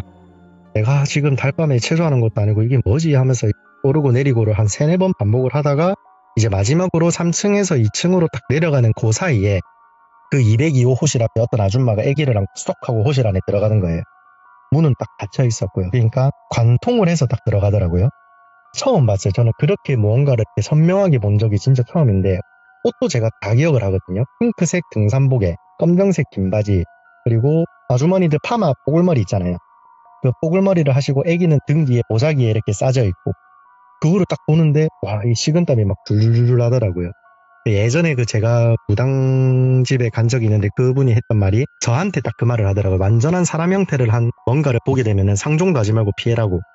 그게 뭐 한인 엄청 강하게 뭐 깃들어 있댔나? 그런 이야기를 해서 그런 생각도 하니까 이게 더 위험해 보이고 무섭더라고요, 저는. 그래서 이제 1층까지 내려와서 그 2층 202호를 고개를 들고 쳐다보면서 눈을 감고 조금 기도를 했습니다. 죄송합니다. 근처에서 요 부동산 일하는 놈인데 잠시 집에 방문을 좀 했는데 선생님 계신지 몰랐습니다. 혹시라도 자녀분이랑 쉬시는데 방해됐다면 진짜 죄송합니다. 사과드리겠습니다 하고 혼자 눈을 감고 한 2-3번 말했나? 중얼중얼 거리다가 제가 눈을 살짝 떴는데 그 2층 202호의 창문에 어떤 여자가 저를 보더니 싹 하고 사라지는 거예요. 너무 빨라서 얼굴은 못 봤어요. 아까 봤던 그 아주머니다라는 생각은 딱 들더라고요. 왜냐하면은 창문이 닫혀져 있으니까. 사람이 보고 들어간 거면은 창문도 다시 같이 닫혀야 되는데 그 짧은 시간에 얼굴만 사라지니까. 그래서 일단은 빨리 집에 가야 되겠다 싶어서 별일 없이 집에는 잘 도착을 했습니다. 그렇게 한 이틀 뒤에 또 202호 다음 세입자가 못 살겠다고 이번에는 사무실에 찾아왔더라고요. 네. 저희 선배랑 막 실랑이를 하고 있고 근데 이 사람 몰골을 제가 보는데 이 산 사람이 아니라 그냥 완전 산 송장인 거예요. 제가 이 남자분이 계약하실 때 그 사무실에서 봤었는데 평범한 20대 사회초년생의 모습이었거든요. 직장인들. 근데 지금은 다크서클이 완전히 막 광대 근처까지 내려와가지고 사람도 거무틱틱하고 이게 툭 치면 쓰러질 것 같이 보이더라고요. 그래서 그 사람한테 제가 이제 손님 이러지 마시고 혹시 담배 태우시면 저랑 같이 한 개 태우면서 이야기를 하자. 저 사람한테는 이야기해봤자 대화가 안 되니까 그냥 자고 이야기하자 하니까 저희 사무실 앞에 있는 공원에 가서 이야기를 하는데 막 엉엉 울더라고요. 너무 무섭다고. 그래서 괜찮다 울고 싶으면 울어라. 뭐가 그렇게 무섭냐 하니까 이 사람이 이제 본인이 겪은 이야기를 저한테 딱 해주더라고요. 이제 여기서부터는 이 손님의 시점에서 제가 이야기를 해드릴게요. 자기가 대학을 졸업하고 첫 직장의 첫 자취여서 자기는 막 너무 설레이긴 하는데 부동산에 사기가 워낙 많다 보니까 방을 한 10개 넘게 이렇게 막 봤대요. 저희 선배가 보여준 방이 뭐 동급 매물들 중에는 완전 신축에다가 금액도 한 5만원 쌓고 그러다 보니 이건 완전 꿀이다 싶어서 자기는 이제 계약을 하고 다음날 바로 이사를 들어왔대요. 이사를 들어와서 짐을 딱 푸는데 그때부터 느낌이 좀 이상했답니다. 분명 집에는 자기 혼자 있는데 다른 누군가가 있는 것 같은 그런 느낌이 딱 들었다 하더라고요. 그렇게 짐을 다 푸니 첫날에 오후 한 3시 정도가 되었다 하고요. 거실 바닥에 앉아서 TV도 보고 와 첫 자취에 이런 집이라니 막 너무 좋다면서 자기 만족을 하고 있는데 거실 천장 조명이 거기가 간접 조명을 다 넣어놨는데 간접 조명이 막 이렇게 깜빡깜빡 노란색 LED 등이 깜빡깜빡거렸대요. 그래서 자기는 이제 이 새 집인데 왜 이렇지 하고 그거를 동영상으로 찍고 주인한테 이제 문자를 보내드리려고 주인한테 딱 보내려고 하는 그 순간 안방 쪽에 뭔가 휙 하고 들어가는 거예요. 그래서 이제 이분이 살던 집 구조가 거실 하나에 방 하나 뭐 베란다 주방 이렇게 있는 그런 구조인데 안방에 뭔가가 싹 들어가니까 사람이 좀 당황을 하잖아요. 이게 폭컷인가? 아니면 도둑인가? 막 이런 생각도 들어서 뭐 우선 안방으로 들어가 봤답니다. 조심스럽게. 안방 문이 닫혀 있었는데 문을 열고 들어가니 뭐 당연히 아무것도 없죠. 그래서 이제 본인이 내가 너무 피곤했는가 보다 하고 뒤를 딱 돌았는데 자기 얼굴 바로 앞에 어떤 아줌마가 서서 본인을 정말 무섭게 노려보고 있었다 하더라고요. 본인 코랑 그 아줌마 코 사이 거리가 한 뼘도 안 될 정도 딱 붙어가지고 얼굴 바로 앞에 서 있었던 거죠. 그걸 보면은 뭐 어떻게 할 수 있는 게 없잖아요. 기절을 했대 자기는. 자기가 거실 TV 앞에서 눈을 떴다 하더라고요. 그래서 이제 꿈인가 보다 하고 너무 무서워가지고 찬물로 막 세수를 하고 이게 뭐지 하면서 짐도 마저 풀어야 되니까 짐도 마저 풀고 막 1층에서 담배도 태우고 밥도 먹고 하니까 시간이 한 10시 정도 됐다 하더라고요. 밤 10시. 그렇게 이제 또 아까 악몽 꿨던 그런 것도 금세 다 잊고, 배도 부르고 짐도 다 했으니 자야 되겠다 싶어서 그날이 이사 첫날이다 보니 뭐 소파도 없고 침대도 없어서 그냥 이불만 안방에 깔고 잠을 잤대요. 잠을 자는데 잠든 지 얼마가 안 됐는데 뭐 어디서 애기가 우는 소리, 정말 갓난아기 신생아들 우는 소리 있지 않습니까? 응애 응애 소리 지르는 거. 그 소리가 귀가 아플 정도로 들리는 거래요. 그래서 이제 이분은 고양이들이 밖에 있나, 고양이들 우리 새벽에 소리 들으면 가끔 아기 우는 소리랑 좀 비슷하지 않습니까? 그래서 이제 고양이 소리인갑다 했는데 자세히 들으니까 본인 집 거실에서 나오고 있는 거래요. 확실했답니다. 그게 너무 무섭고 혹시 몰라서 자다가 일어나서 안방 문을 이렇게 손으로 눌리면 잠기는 거 있지 않습니까? 그 뾰족한 거 튀어나와 있는 거. 그걸로 안방 문을 잠그고 제발 별일 아니어야 된다면서 혼자 이불을 뒤집어 쓰고 이렇게 눈을 감고 있었대요. 그렇게 한 5분 정도 애기 울음소리가 거실에서 들리다가 어느 순간 소리가 안 나서 안방 문을 쳐다보는데 안방 문이 천천히 열리고 있는 거래요. 문이 왈칵 열리는 건 아니고 정말 천천히. 그거를 보는데 자기는 그 자리에서 딱 가위가 눌렸다 하고요. 안방 문이 활짝 열리고 나니까 정말 아무것도 안 보이고 그냥 칠흑 같은 어둠만 있고, 다행히 거기서 뭔가 튀어나오진 않았는데 가슴이 너무 답답하다라는 거예요, 이 사람이. 그래서 뭐 배도 답답하고 가슴도 답답해서 눈을 천천히 배 쪽으로 눈알을 굴려보니까 어떤 아주머니가 자기 배 위에 서가지고 자기를 이렇게 위에서 밑으로 내려 쳐다보고 있는 거래요. 그래도 너무 무서웠는데 이 사람이 완전 잡아먹을 듯이 쳐다보더니 갑자기 하는 말이 내 집에서 나가라고 이씨 땡땡놈아 하는 소리를 지르는 거래요. 그 소리를 듣고 본인도 막 비명을 지르면서 잠이 딱 깼는데 다행히 안방문은 닫혀져 있고 시간은 한 새벽 3, 4시 정도가 되었대요. 그렇게 뜬 눈으로 밤을 쫄딱 새고 다음날 밤에도 똑같은 가히 현상을 느꼈고요. 안방문이 천천히 열린다던가 아주머니가 나가라고 소리를 지르고, 그렇게 딱 지옥 같은 이틀을 지내고 저희를 찾아왔대요. 이 집은 아닌 것 같다고. 그래서 제가 그분한테 한번 살짝 물어봤어요. 사장님 혹시 그 아줌마 인상착이 기억나냐, 뭐 옷이라든지 뭐 이런 게 기억이 나냐 하니까 거짓말처럼 핑크색 등산복 이야기를 하더라고요. 핑크색 등산복을 입고 있고 뽀글머리에 아기를 등에 들쳐업고 있었대. 아기의 모습은 기억이 안 난다 하더라고요. 제가 봤던 그분하고 똑같은 거예요. 근데 여기서 제가 그분한테 뭐 나도 그런 걸 봤니 어쩌니 이런 말 하면 괜히 더 불안해지기만 하니까 우선 알았다 하고 제가 주인하고 통화를 좀 해보겠다. 왜냐면은 세입자인 본인이 통화를 하면은 또 주인 입장에서는 보증금을 빨리 받으려고 막 거짓말을 한다라고 생각을 할 수 있으니까 제가 주인한테 잘 구슬려가지고 이야기를 할 테니까 당분간은 어디 뭐 모텔이든 여관이든 그런 데서 좀 출퇴근을 하셔라 하고 그분을 돌려보냈어요. 제가 생각을 좀 정리하던 와중에 이전에 이제 3분이 더 살았는데 그 3일씩 살았던 분들, 그분들이 생각이 나서 제가 막 계약서를 보고 그분들한테 전화를 다 했어요. 제일 처음에 살았던 분이 30대 여성분, 두 번째가 20대 여성분, 세 번째가 아마 30대 남성분이었던 걸로 알고 있거든요. 하나같이 똑같아요. 자다가 가위가 눌리고 뽀글머리 아줌마가 막 욕하고 소리 지르고. 그래서 세입자 그분들은 너무 무서워가지고 뒤도 안 돌아보고 방을 뺀 거였고요. 근데 첫 번째 세입자분은 조금 기가 세신 분 같더라고요. 목소리도 들어보니까. 이분은 가위가 눌려서 꿈에 나오니까 내 집인데 왜 내보고 나가라 하냐면서 오히려 역으로 막 소리를 질렀대요. 그러다가 다음날 출근길에 교통사고 당하고, 그래도 출근은 해야지 하고 사고 처리하고 출근을 했는데 본인이 뭐 격리 일을 하는데 이게 뭐 결제대금 실수? 그런 걸로 한 5억 정도를 회사에 손해를 입혔더라고요. 그래서 뭐 회사 사장이 뭐 소송을 거니 배상을 해라 뭐 이러면서 자기 회사도 잘리게 되고, 그래서 이 집에 안 나가면은 자기가 더 큰 사단이 생길까봐 바로 나갔다 하더라고요. 근데 세 분 다 그 집에서 이사를 나가고 나서는 그런 꿈도 가위도 안 눌린다 하더라고요. 내용을 다 정리하니까 전부 다 동일한 현상을 겪는 게 우연은 아닌 게 확실해지잖아요. 저 또한 거기서 뭔가를 봤었고. 그래서 우선은 로드뷰랑 부동산 이런 자료 검색하는 사이트가 있는데, 하여튼 그런 데서 이제 이 집이 지어지기 전에 뭐가 있었는지 제가 다 봤어요. 한 20년 전 자료부터 해가지고. 근데 제일 최근에 있었던 게 한 10년 동안 있었던 그냥 옛날 그 2층짜리 단독주택? 그게 다였어요. 혹시 이 집에 사셨던 분이 좀 안 좋게 그렇게 됐나? 그래서 계속 여기 나오는 건가 싶어가지고 이제 주인한테 전화를 했죠. 뭐 다짜고짜 사장님 집에 귀신 나옵니다 이러면 제가 미친놈 소리 들으니까 돌려서 말하다가 혹시 사장님 신축 건물 올리기 전에 누가 살았는지 아냐? 제가 좀 뭘 좀 알고 싶어서 그런다니까 이분이 하는 말이 자기 큰고모 집이래요.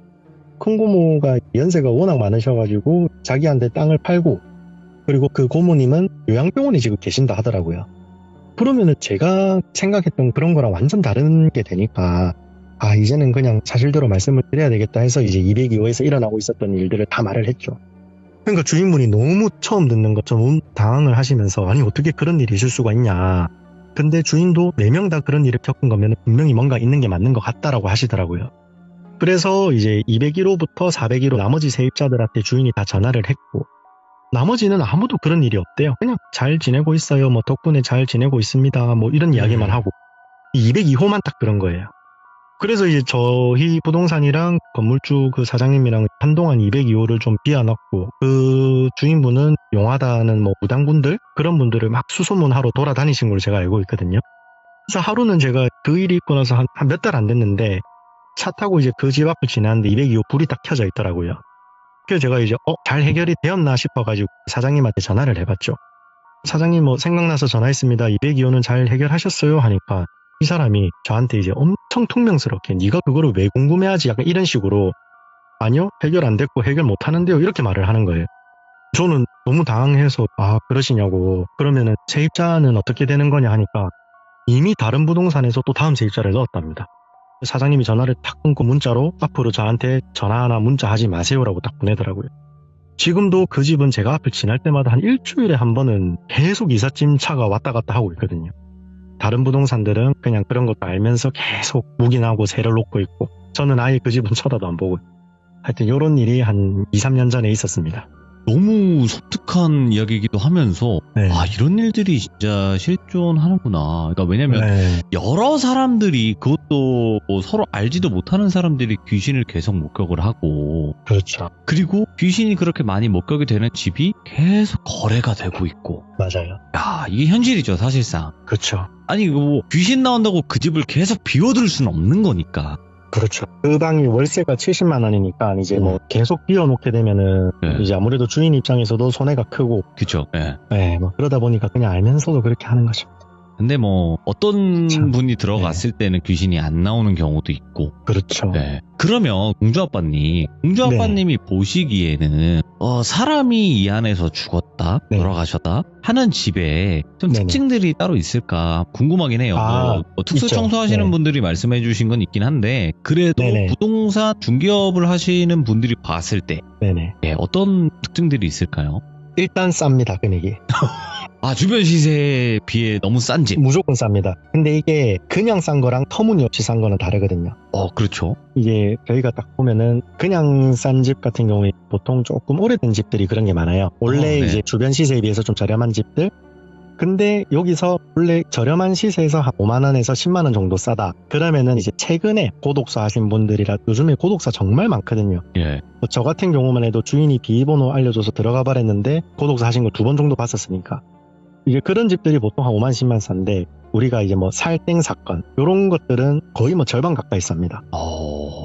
일본에서는 이제 하자 있는 집 이런 이제 사고 매물 같은 경우에는 고지를 하게 법으로 되어 있는데 우리나라는 그렇죠. 아직 아닌 거죠. 전혀 없습니다. 없죠 전혀. 아직까지는. 네. 이게 다른 거예요. 예, 이게 그렇죠. 다르니까 충분히 이런 일들이 계속 벌어질 수 맞습니다. 있는 건데 네네. 사실상 이거는 법적으로는 아무런 효력이 없는 그렇죠. 미신이기 때문에 아직까지는 예. 그런 일도 있었습니다. 이제 세입자가 그 부동산을 상대로 소송을 했는데 네. 돌빈이 말씀하신 것처럼 여기서 사람이 여러 죽었는데 그런 거를 나한테 고지를 안 했다. 근데 법원 판결은 당연히 부동산에 손을 들어주거든요. 그렇죠. 예. 집에 중대한 하자가 아니고 뭐 사람은 누구나 다 그렇게 될 수 있는 거니까. 네. 그래서 부동산에 과실이 없다라고 이제 이렇게 판결이 나오고 이런 거 보면 아직 멀었죠. 일단은 뭐 이런 법이 뭐 생길지 안 생길지는 몰라요. 근데 사람이 뭐 죽는 경우는 많습니다. 집에 살다 그렇죠. 보면 안 죽는 집이 어디 있겠어요. 사람이 그렇죠. 집에서 살다가 죽는 건데. 근데 이제 안 좋은 일을 당하기는 쉽진 않거든요. 그렇죠. 네, 웬만해서는. 근데 오늘 공주 아빠님께서 또 이렇게 이거 직접 말씀하시기가 그렇게 쉽지는 않았을 거예요. 네, 그렇지만 그렇죠. 이렇게 말씀해 주신다는 것 자체가 우리 또 공주 아빠님은 믿을만 합니다. 제가 봤을 때. 네, 아주 감사합니다. 솔직하신 분이에요. 그래서 또 믿고 중개 맡기셔도 네. 될 것 같습니다. 우리 또 기장님들 만약에 공주 아빠님을 만나게 되신다면요. 그래서 저는 어차피 그런 네. 집은 아예 쳐다도 안 보기 때문에 저한테 또 그런 게 애군이 다 들어온다 생각을 해서 그럴 수 있겠네요. 예. 네, 그래서 저는 그냥 아유 그냥 안 벌고 말지 그 생각을 하고 살고 있습니다. 소탐 대시를 하지 않는다. 네, 맞습니다. 그렇죠. 오늘 공주 아빠님께서 이렇게 또 이야기 너무너무 생생하게 잘 들려주셔서 감사드리고 또 여러 이야기 듣고 싶어요. 공주 아빠님. 또 아유, 예, 많습니다. 준비 다 해놨습니다. 시작 준비가 되시면 언제든지 찾아와 주시고요. 네, 예. 앞으로 자주 뵙도록 하겠습니다. 감사합니다. 네, 감사합니다. 자, 공주아빠님께서 부동산 중개업을 지금 현재 하고 계시고 그 과정 속에서 여러 가지 일들이 많았다고 하셨고요. 그리고 오늘 이야기도 굉장히 우리가 듣기에 좀 쉽지 않았던 그런 이야기들을 들어봤던 것 같아요. 또 실제 그 직업을 가지고 계신 분이 얘기를 해주시니까 더 섬뜩하고 와닿는 것 같습니다. 여러분들의 또 소중한 직업 괴담도 많이 기다리고 있습니다. 내 직업에서 겪는 이거는 얘기하면 될까 안 될까? 그래 얘기하자! 이런 직업 괴담들이 분명히 있습니다. 그런 직업 괴담 꼭 들고 와주시길 바라겠습니다. 감사합니다.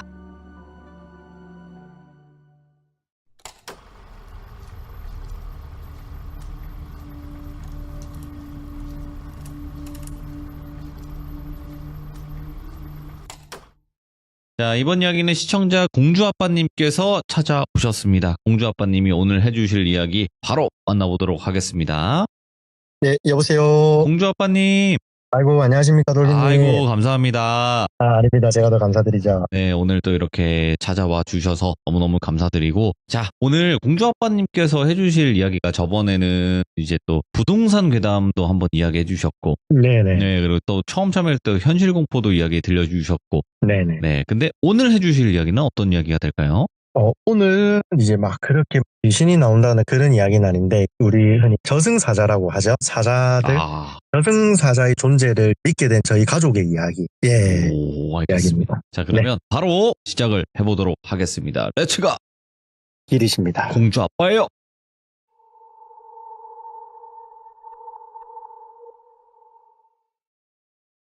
저희 집 같은 경우 저희 친할아버지께서는 제가 한 7살 때 돌아가셔서 사실상 기억이 크게는 없고요.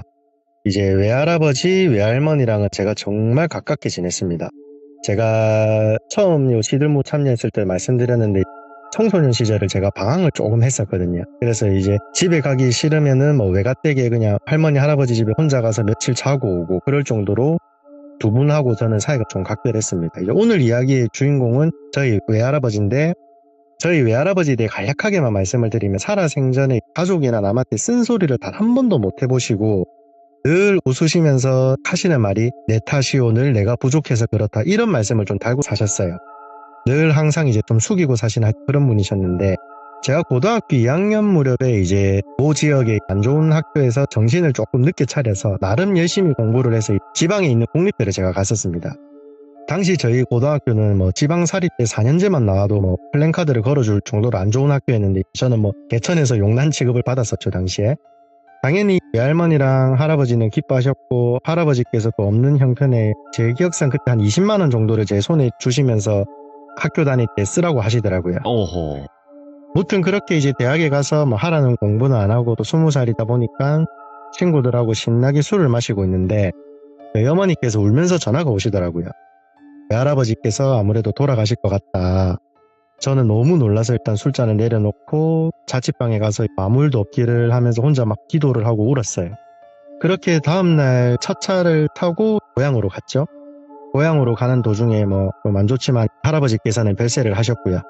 그렇게 정신없이 도착해서 상복으로 갈아입고 이제 우리 사무제라고 하죠. 3일 동안 장례하는 거. 사무제 장례를 시작을 했는데 보통 이 3일 동안 장남하고 장손이 잠을 자지 않고 장례식장을 지키는 게 맞는데 저희 집 같은 경우에는 장손이 저랑 동갑인데 조금 아픈 친구입니다. 이제 흔히 말하는 자폐 스펙트럼이 있는 그런 친구인데 뭐 남들한테 피해를 주는 애가 아니라 그냥 혼자 조용히 휴대폰 보고 게임하고 그게 다거든요. 그 친구는 장손으로서의 역할이 어려우니까 당연히 제가 3일 동안 잠 안 자도 된다. 내가 할아버지 비소를 지킬 테니까 다들 각자 일 보셔라. 그렇게 했죠. 왜냐하면 이제 할아버지와 추억이 그 누구보다 많던 손주 중에 한 명이 저였거든요. 장손인 삼촌분께서는 사회적으로 지위가 좀 있으신 분이어가지고 뭐 조문객들 상대하랴 또 뭐 약주 한 잔도 드시고 해서 일찍 또 주무셨고요. 그렇게 이제 혼자 할아버지 영정사진 앞에서 한 3일이라는 시간을 멍하게 혼자 보내다가 울고 뭐 혼잣말로 사진 보면서 할아버지랑 대화도 해보고 또 울고 그런 날을 보내고 있었어요.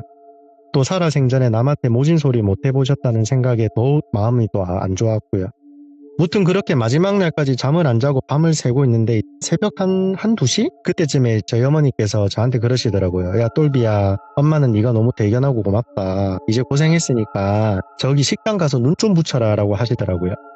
이제 마지막 날이라서 몇 시간만 버티면 되는데 저도 모르게 알겠다 엄마가 할아버지 향 안 꺼지게 계속 지켜라 하고 저는 이제 식당에 가서 바닥에 누웠습니다. 눕자마자 정말 몇 초 만에 잠이 들더라고요. 그렇게 정신없이 잠을 청하는데 와 이게 너무 더운 겁니다. 예. 제가 원래 더위를 많이 타긴 하는데 무슨 사막에 던져진 것처럼 덥더라고요. 그래서 눈을 뜨고 물을 마시려고 하는 순간 딱 가위가 눌리더라고요. 땀은 정말 비 오듯이 나고 있고 몸은 안 움직이고 제가 원래 좀 불편한 곳에서 이불도 안 깔고 자면 가위에 좀 잘 눌리는 편이긴 한데 좀 다르더라고요 그날은. 그렇게 가위에 눌리고 땀은 비 오듯이 오고 너무 힘든 와중에 주변에 뭐가 있나 싶어서 눈을 떼굴떼굴 굴렸죠. 다행히도 식당 조명이 다 켜져 있어서 상당히 잘 보였는데 뭐 아무것도 없더라고요. 뭐 아무것도 없네 뭐가 안 나타나네 하는 와중에 엄청 중저음의 남자 목소리가 식당 전체에 울리더라고요. 그 사람이 하는 말이 딱 한마디였어요. 자네니까 허락한다. 딱 이 한마디였는데 진짜 태어나서 그렇게 품격 있으면서 동굴 속에서 말하는 것처럼 식당 전체에 막 메아리가 퍼지듯이 울리더라고요. 저는 이게 뭐지 싶기도 하고 또 누가 있나 싶어서 다시 눈을 왼쪽으로 탁 돌려보니까 제 옆에 여물한 사람이 누워있더라고요. 우리 사람이 고인이 되고 제일 마지막에 보면은 왜 천 같은 걸로 막 온몸을 칭칭 감지 않습니까? 그렇게 천으로 둘러싸인 누군가가 딱 누워있는데 본능적으로 아 할아버지다라는 걸 알았죠. 예. 가만히 제 왼쪽에 누워있는 그 천에 감싸진 사람을 보고 있는데 너무 슬픈 거예요. 미친 듯이 울었습니다. 뭐 눈물이고 콧물이고 침까지 막 흘려가면서 울었죠. 그러자 이제 그 속에서 시꺼멓게 그을린 검은 팔이 이제 천을 딱 찢으면서 나오는 거예요. 그러더니 본인 얼굴 쪽에 있는 천을 다 뜯고 저를 딱 쳐다보는데 새까맣게 그을린 저희 외할아버지더라고요. 할아버지가 가만히 저를 쳐다보는데 너무 눈물이 나가지고 제가 할아버지 정말 죄송하다. 생전에 사랑한다는 말을 더 할걸. 진짜 누구보다 할아버지 사랑한다면서 제가 막 울었어요. 그러자 그 새까맣게 그을린 할아버지가 싱긋 웃으면서 새카만 팔로 저를 막 쓰다듬어 주는 거예요. 볼도 그렇고 머리도 그렇고. 그러면서 그 할아버지 특유의 그 눈웃음이 있는데 그 눈웃음을 지으시더라고요. 와 근데 그 손이 진짜 따뜻했거든요. 지금도 제가 그 느낌이 기억이 나는데 진짜 천국이 있으면 이런 따뜻함이 아닐까? 그 정도로 그 손이 따뜻했었어요. 예. 아무튼 그렇게 할아버지 하면서 막 울고 있는데 이제 저희 할머니께서 막 저를 깨우시더라고요. 우리 망아지 왜 이렇게 서럽게 우냐 얼른 일어나라 하시면서 깨우니까 제가 눈물 콧물 침까지 막 다 흘려가면서 자고 있더라고요. 그렇게 이제 세수를 하고 가족들에게 있었던 그 꿈 이야기를 했죠. 제가 이러이러한 꿈을 꿨다 하니까 저희 숙모께서 아버님이 똘비한테 너무 고마워서 인사하러 오셨다 그렇게 말을 하시더라고요. 저희 숙모께서는 대대로 무속인을 지내시는 그런 집안의 자녀분이시거든요. 그래서 이제 확실히 일반인들과는 뭔가 좀 다른 거를 느끼고 좀 아는 그런 분이 있는데 신내림을 받거나 그러진 않으셨고요. 네. 그렇구나 하고 있는데 저희 아버지께서 식당에 들어오시더니 갑자기 귀신이 고칼 노릇이네 이렇게 말씀을 하시는 거예요. 그래서 가족들이 왜 그러냐고 물어봤죠. 그러니까 이제 여기서부터는 저희 아버지께서 겪으신 이야기입니다. 저는 식당 바닥에서 자고 있었고 아버지는 마지막 날이고 마감을 해야 되니까 그 주류랑 이런 거를 다 반납을 해야 돼서 잠그고 이제 카운트를 다 마친 상태셨대요. 그러는 와중에 왜 노숙자가 할아버지 빈소 앞에 서 있었다고 하시더라고요. 그래서 아버지께서는 그 노숙자를 가만히 쳐다보는데 이게 노숙자분이 맞긴 맞는데 너무 깔끔한 노숙자였답니다. 오. 이게 우리가 깔끔하면 노숙자가 아니지 않냐라고 하는데 분명 노숙자는 맞습니다. 맞는데 무슨 노숙자가 저렇게 인물도 확실하고 깔끔해 보이지? 이런 생각을 하셨대요. 그러자 그 노숙자분이 고개를 돌려가지고 저희 아버지한테 고생이 많으십니다. 실례가 되지 않는다면 소주 한 병만 얻어 마셔야 되는데 마실 수 있겠습니까? 라고 하셨대요. 네. 그래서 이제 아버지 입장에서는 술은 얼마든지 드리고 싶어도 이미 이거 반납을 한 상태니까 여기서부터는 손을 대면 저희 물건이 아닌 거에 손을 대는 그런 상황이셨대요. 그래서 저희 아버지께서 노숙자분께 어르신 저희가 이미 경산을 다해서 술을 마음대로 꺼낼 수 있는 상황이 아닙니다. 괜찮으시다면 이걸로 따뜻한 국밥 한 그릇 드십시오. 술은 몸에 좋지 않으니까 조금만 드십시오 하면서 아버지가 5만원짜리 새지폐를 한 장 드렸대요. 네. 저희 아버지는 무조건 새지폐나 최대한 깨끗한 지폐만 좀 지갑에 넣고 다니는 그런 돈에 관한 결벽이 좀 있으시거든요. 그렇게 5만원짜리 새지폐를 딱 드리니까 그 노숙자분께서 반으로 접으시더니 주머니에 넣고 고맙습니다 라며 90도로 숙여 인사를 하셨대요. 근데 여기서 이상한 게 그 노숙자분이 그러고 할아버지 빈소를 잠시 쳐다보고 묵념을 하시더니 눈물을 왈칵 흘리시는 거래요. 진짜 찰나의 순간 한 몇 초 그 사이에 소리도 없이 눈물만 왈칵 흘리시더니 고생 많았네 가세라는 한마디를 하고 뒤를 돌아서 비상구 쪽으로 걸어가셨대요. 아버지께서는 뭐지 장인어른 지인이신가? 괜히 우리한테 말 걸기 부담스러우셨나 이런 생각을 하고 그 노숙자분한테 막 뛰어가셨대요. 어르신 잠시만요 어르신 하시면서 뛰어가니까 저희가 있던 장례식장이 2층이었는데 그분이 비상구 쪽으로 내려가셨거든요. 근데 그분이 없으셨어요. 그분은 엄청 천천히 걸어가셨고 아버지는 막 뛰어가셨는데 그새 사라져버렸고 이상하다 싶어서 이제 1층까지 내려가니까 1층 계단 바로 앞에 아버지가 드린 5만원짜리 새집회가 딱 계단 위에 얹어져 있더라고요. 반으로 접어가지고. 누가 봐도 이건 아버지 돈이었어요. 새집회였고 아까 그분이 반으로 접으셨으니까. 그렇게 아버지는 이제 그 돈을 주고 1층에 그 상주하고 있는 직원들한테 이렇게 생긴 어르신 내려오지 않았냐 하니까 아무도 그분을 못 봤다 하더라고요. 그래서 이제 저희 아버지께서 올라오셔서 이런 일이 있었다라고 하니까 숙모께서 이제 하시는 말이 아버님이 보내신 분이고 고인을 모시는 사자분인 것 같다. 아마 아버님께서 이제 생전에 남한테 피해 한 몸도 안 주고 덕도 많이 쌓고 해서 저렇게 사자를 통해서 가족들한테 인사를 하러 온 것 같다. 돌비 꿈도 그렇고 그렇게 말씀을 하시더라고요. 근데 이제 저희 아버지는 콧방귀를 끼셨죠. 왜냐하면 저희 아버지는 아무것도 안 믿는 무교신자시거든요. 근데 또 제사는 지내는 좀 약간 그런 모순이 좀 있긴 있는데 아무튼 그렇게 외할아버지의 장례식장이 마무리가 되었어요. 장례식이 끝나고 이제 저희 가족들은 집으로 돌아왔고 그동안 못 잔 잠을 좀 잤고요. 잠을 충분히 자고 나니까 저희 어머니가 어떤 이야기를 하나 해주시더라고요. 이제 여기서부터는 또 저희 어머니가 겪은 이야기입니다. 할아버지가 돌아가신 당일날 집에 있는데 숙모한테 전화가 오셨대요. 아버님이 오늘은 못 넘기실 것 같으니까 지금 급하게 어머님 모시고 병원으로 가고 있다. 아가씨도 얼른 준비해서 넘어와라. 저희 어머니는 그 길로 병원으로 가셨대요. 저희 어머니는 숙모의 이런 예지력은 무조건 맹신하시거든요. 한 번도 뭐 허튼 말이나 가벼운 말을 한 적이 없다 보니까 더더욱 믿으셨고요. 당시 이제 할아버지는 삼촌 친구분이 운영하는 그 요양병원에 계셨는데 도착을 하니까 병원장님이랑 그 간호사 선생님들이 할아버지 옆을 지키고 계셨대요. 거기 원장님께서 이제 아무래도 마음의 준비를 다들 하시고 하고 싶었던 이야기 있으면 편하게 하셔라. 우리는 잠시 뒤로 빠지겠다라고 이렇게 하고 편의를 봐주셨다고 하더라고요. 그렇게 저희 어머니는 아빠 안 된다 가지 마라 뭐 내두고 어디 가냐면서 막 아이처럼 울었고요. 할머니는 뭐 영감아 네가 내 행복하게 해준다 해놓고 맨날 첫날 고생만 시키고 이번엔 또 내 혼자 놔두고 가냐면서 막 울었대요. 그래서 할아버지가 특유의 세상 선한 웃음을 지으면서 저희 엄마한테는 우리 막내 공주 막내딸 아빠가 미안하다 사랑한다 하고 할머니한테는 뭐 할머 미안한다 사랑한다 하고 또 숙모한테는 며느라 고생이 많다 하면서 그렇게 가족들하고 작별 인사를 막 하고 계셨대요. 할아버지께서 대뜸 할머니한테 이런 말을 하셨대요. 근데 할머 저승사자가 있긴 있네. 우리 형님이랑 형수님도 같이 오셨네. 이런 말씀을 하셨대요. 그래서 할머니께서 그런 게 어딨냐. 있으면 내가 가만 안 둘 거다 하면서 막 소리를 지르셨대요. 할머니는 이제 50년 이상을 성당에 다니신 천주교 신자시거든요. 그러자 이제 할아버지께서는 입원실 내에 있는 화장실 옆에 어떤 허공을 바라보면서 형님 오랜만입니다. 형수님도 오셨네요. 이러면서 사자님이십니까? 예 사자님 그러시죠 하시고 그 자리에서 돌아가셨어요.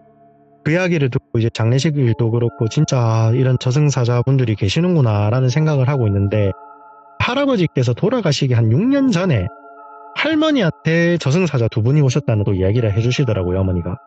약 6년 전에 저희 할아버지 담당 의사 선생님께서 길면 3달이라는 시한부 판정을 받으셨대요. 예. 대장을 포함해서 대부분의 중요 장기가 재기능을 하지 못하시는 그런 상태였거든요. 소화가 안 되시다 보니까 드시는 족족 대변으로도 나오고 소변으로도 나오고 그냥 먹는 족족 그렇게 다 나올 정도로 상태가 많이 심각하셨거든요. 그렇게 이제 그날 의사한테 그런 이야기를 듣고 집에 돌아와서 할아버지랑 할머니랑 안방에서 잠을 청하시는데 할머니 꿈에 저승사자 2명이 나타나셨었대요. 예. 예전에 할머니 할아버지께서 젊은 시절 자식들 키웠던 그런 주택이 있는데 그 주택 마당 앞에서 웬 남성 2명이 온몸은 정말 그림자처럼 새까맣고 눈이 고양이 눈이었대요. 우리 검은 고양이들 보면은 노란 눈동자가 막 빛나잖아요. 세로로 된. 예. 그 눈동자를 가진 남자 2명이 그 야인시대에 나오는 중절모 쓰고 새까맣대요. 근데 이제 그 2명이 마당 앞에 서서 저희 할아버지 성함을 막 불렀대요. 김철수 이런 식으로. 그래서 저희 할머니께서 마당으로 나가서 그 2명한테 내가 김철수 마누라인데 댁들 니쇼 이렇게 말씀을 하셨대요. 그러자 그 2분이 자네랑은 상관없네. 김철수만 만나면 되네. 김철수 어디 있는가 이렇게 말씀을 하셨대요. 저희 할머니는 이제 순간 이 사람들한테 절대 할아버지를 보여주면 안 된다라는 생각이 드셔가지고 니들이 뭔데 내 남편을 찾냐면서 막 거실에 가셔가지고 프라이팬을 들고 나와서 막 그 2명한테 때렸대요. 근데 이렇게 프라이팬을 휘두르면은 그 사람들이 아파해야 되는데 이 사람들이 망부석처럼 그 2명이 선 채로 딱 한마디를 하셨대요.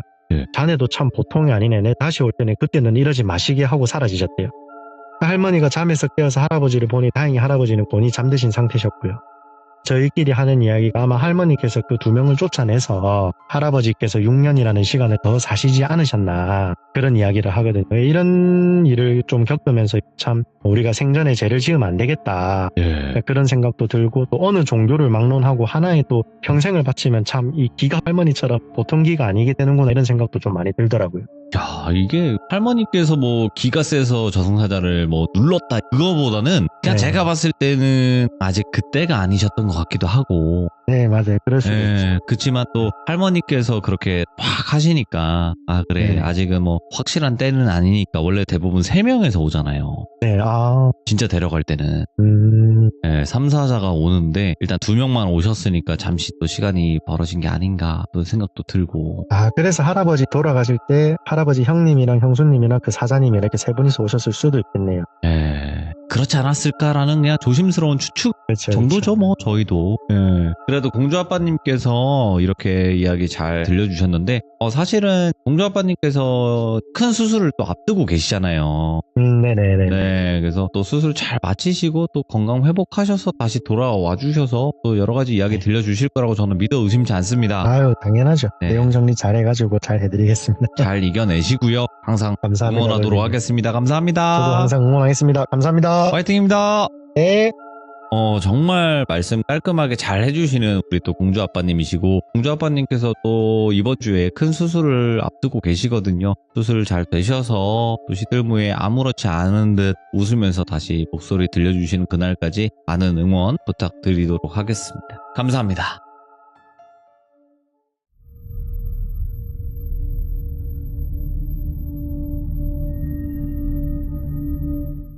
자, 이번 이야기는 시청자 검은쥐님께서 찾아와 주셨습니다.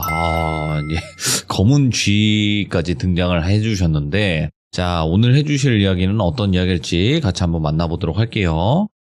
여보세요? 검은쥐님, 네, 돌비님. 괜찮으세요? 네네, 전 잘 들려요. 반갑습니다. 네네, 안녕하세요, 돌비님. 쥐덫에 네. 걸렸다니요, 여러분들. 검은쥐덫. 자, 네. 일단은 검은쥐님 오늘 처음으로 이렇게 또 시들무 방문해주셔서 너무너무 감사드립니다. 네, 감사드립니다. 자, 일단은 예전에 병원에 입원하신 적이 있는데 네네. 그때 만났던 좀 기묘한 사람이 있어요? 네, 굉장히 이제 기묘하기도 하고 예. 그런 형이 있었습니다. 자, 도대체 어떤 형이었을지는 같이 한번 이야기 들어보도록 하겠습니다. 렛츠고! 키리십니다. 검은쥐죠.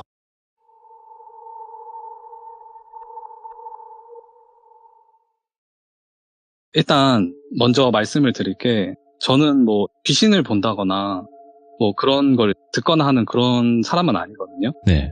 근데 그냥 일반인인데 어느 날 이제 배가 되게 꽉 막힌 듯 답답하고 아파가지고 이게 변비인가 하고 있었는데 그렇게 몇 날 며칠을 고생을 하다가 병원을 찾아가게 돼요. 근데 이제 의사 선생님이 급성 맹장염이라고 다음날 오셨으면 이게 터져서 복막염이 됐을 거다. 그래서 지금 바로 수술을 해야 된다. 그래서 바로 그날 수술을 하고 2주 좀 안 되게 입원을 하게 돼요. 그래서 입원을 하면서 거기서 이 분을 만나게 되거든요. 근데 이제 맹장염 수술 한번 해보신 분들은 알겠지만 이게 진짜 말도 안 나오고 되게 아프거든요. 엄청 아프다 그러던데 거의 죽는데요. 그래서 말도 못하고 누워있는데 이분이 뜬금없이 오시더라고요. 그래서 반갑다고 자기가 여기서 너무 심심했는데 그런 찰나에 자기랑 말이 잘 맞을 것 같은 사람이 들어와서 말을 한번 걸어봤다. 예. 그래서 저 입장에서는 뭐지 처음 본 사람이 인싸인가? 이렇게 생각을 하고 그래가지고 얼굴을 찬찬히 보는데 네. 인상이 되게 좋으신 거예요. 얼굴이 서글서글하고 웃을 때가 너무 좀 잘생겼다기보다는 푸근하게 생겼다? 약간 그런 느낌이었는데 그거랑 다르게 몸에서 풍겨나오는 그 기운 같은 게 제가 평소에 느낀 건 아닌데 네. 이분한테 뭐 약간 위압감이라고 해야 되나? 그런 게 느꼈어요. 이게 그 악령이나 뭐 악신을 봤을 때 공포감에서 오는 위압감이 있을 거지만 그 산신령이나 뭐 신의 존재 이런 거 봤을 때도 위압감이 느껴지잖아요. 그런 약간 거대한 존재 앞에 있을 때 그 위압감이 좀 느껴지더라고요. 그래서 그냥 얼굴을 봤을 때는 나이는 한 30대 후반으로 보이셨어요. 제가 그때 20대 중반이었으니까 저랑 한 10살 넘게 차이가 나는데도 이제 본인을 형이라고 지칭을 하시더라고요. 그래서 저도 이제 형이라고 부르고, 근데 그렇게 얘기를 하는데 정말 신기하게 얘기가 정말 잘 통하는 거예요. 그래가지고 서로 많은 얘기도 나누고 했는데, 입원한 지 한 5일쯤 지났을 무렵에 네. 그분께서 갑자기 좀 다소 심각한 표정과 좀 의미심장한 목소리로 저한테 말을 하시더라고요. 네. 제 본인이 귀신을 본다. 할머니께서 정말 큰 신을 모시는 무당이셨는데 그게 이제 어머니를 건너뛰고 본인이 그걸 받아야 하는 상황이었대요. 아하. 근데 그걸 이제 어머니가 어떻게 희생을 하셔가지고 잘 넘겼다고 해요. 그래서 속으로 그게 되나 싶었는데 그 형이 이제 너는 일반인이니까 뭐 자세하게 알려 하지 말고 딱 그 정도만 알면 된다. 그렇게 말을 하시더라고요. 그래서 곰곰이 생각해보니까 좀 의아했던 게 거기 환자가 그 형 그리고 저 제외하고 4분이 더 계셨어요. 근데 그 4분 중에서 이 형이랑 나이 또래도 있고 그래서 제가 아니라 그 분들이랑 말이 더 잘 통했을 것 같은데 아, 맞네요. 굳이 왜 전에 이렇게 심심해 하시다가 왜 저한테 말을 거셨냐. 이렇게 물어보니까 내가 귀신도 보고 사람한테 느껴지는 기운도 잘 느낀다. 근데 너가 딱 들어왔을 때 그거를 이제 색으로 표현하자면 맑은 하늘색? 오. 그런 기운이 느껴졌다. 예. 그래서 이 친구가 나랑 정말 말이 잘 통하겠다. 그렇게 해서 말을 걸었다고 해요. 근데 이 나머지 분들은 나쁘진 않은데 본인이랑 이렇게 얘기가 잘 통할 것 같지는 않아서 그것 때문에 좀 많이 심심해하고 있었다. 그렇게 말을 하시더라고요. 근데 저야 뭐 칭찬을 들은 거니까 뭐 어깨도 익숙하고 하더라고요. 아무튼 그러고 다시 심각하게 분위기를 잡고 이 이야기에 대해서 이제 말씀을 해주시기 시작합니다. 이제 그 형이 지금부터 본인이 무섭다면 무섭고 인생에 도움이 된다면 도움이 되는 그런 얘기를 할 거다. 오, 예. 나는 이 얘기를 함에 있어서 이게 전파가 돼서 사람들이 이렇게 많은 깨우침을 얻는 그런 거를 굉장히 매력적으로 느낀다. 그래서 예. 너도 이거를 좀 잘 들어줬으면 좋겠다. 근데 하나 정말 강력하게 주의를 줄 게 있다. 예. 내가 지금부터 하는 얘기에 있어서 지금 여기가 어딘지 정확하게 무슨 존재인지 구체적으로 알려고 하지 마라. 아, 듣기만 해라. 네네. 나는 그 존재를 어떻게 보면 이겨냈기 때문에 내가 말을 해도 상관이 없고 애초에 너한테 구체적인 내용을 말을 하지 않을 거다. 아. 왜 그런 말이 있지 않냐. 내가 심연을 보면 그 심연도 나를 본다. 이런 말이 있듯이 너가 그 존재에 대해서 구체적으로 궁금해하고 구현하는 순간 그 존재가 너를 의식하게 되는데 그러면 정말 큰일 난다. 아. 그러니까 내가 하는 이야기 그 안에서만 생각을 하길 바란다. 이렇게 말을 하더라고요. 네. 이제 그 형이 제 나이쯤 됐을 때 얘기를 해요. 제가 20대 중반이었으니까. 지금 본인 말투가 되게 가볍게 보이고 까불까불해 보일 수 있는데 제가 실제로 그때 듣기에 그랬거든요. 근데 어렸을 때 신내림이다 뭐다 하면서 굉장히 큰 일을 많이 겪기도 했고 본인 성격이 원래 그래서 그런지 모르는데 되게 본인이 철학적이고 뭔가 본질에 대해서 탐구하고 싶은 욕구가 굉장히 강하대요. 네. 그래서 모든 종교, 그러니까 기독교, 천주교, 불교 그거에 대해서 그 신념이 뭔지 그들이 그 끝에 목표로 하는 게 뭔지 되게 궁금해지더래요. 그래서 각각 종교에 다니면서 좀 가르침을 얻었대요. 이게 뭐 종교를 갖는다는 개념이 아니라 정말 가서 뭘 하시는지 좀 알고 싶었대요. 근데 그 중에 이제 특히나 불교에 관심이 많아져가지고 한 5년 정도 그 어느 절을 오고 가면서 가르침을 받았다고 해요. 근데 마치 이제 기자가 취재를 하듯이 가서 이제 뭐 가르침도 받고 그랬다고 해요. 근데 그 형이 끈기 하나는 정말 끝내주는데 어느 정도였냐면 본인이 절 다닌 지 한 5년 정도 됐을 때 네. 이 가부좌를 틀고 명상을 하는데 그 시간이 10시간을 채울 만큼 정말 어마어마했다고 해요.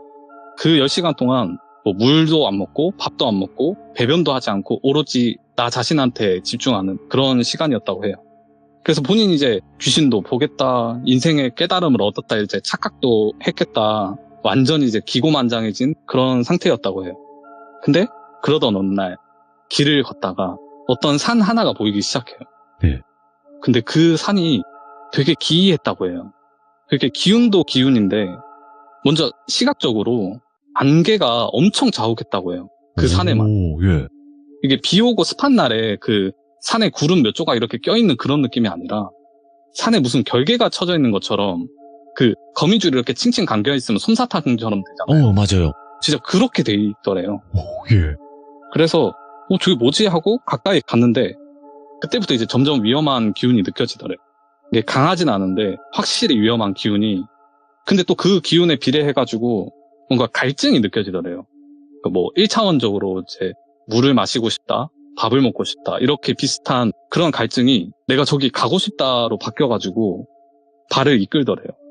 근데 그 기운이 그렇게 강하질 않았어가지고 본인이 뿌리칠 수 있었는데 아주 그때 어깨가 이제 하늘을 치솟아 있던 때라서 내가 뭔 일이 있겠나 난데 약간 이런 생각으로 갔대요. 예. 그렇게 1시간 좀 안 되게 산행을 하는데 저 올라갈수록 뭐 그 기운이 강해진다거나 그렇진 않았대요.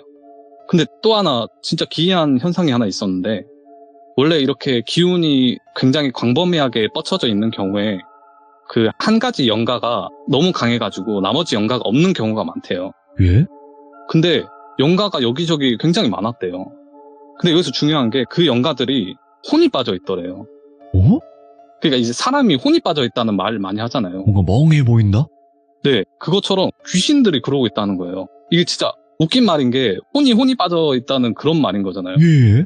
그래서 도대체 이게 무슨 현상인지 처음 겪는 현상이어서 궁금증과 이제 알 수 없는 그 갈증에 이끌려가지고 점점 더 빨리 이렇게 산행을 했다고 해요. 아무튼 이제 마침내 정상쯤에 도달을 하니까 정상으로 보이는 곳에 정자 하나가 보이더래요.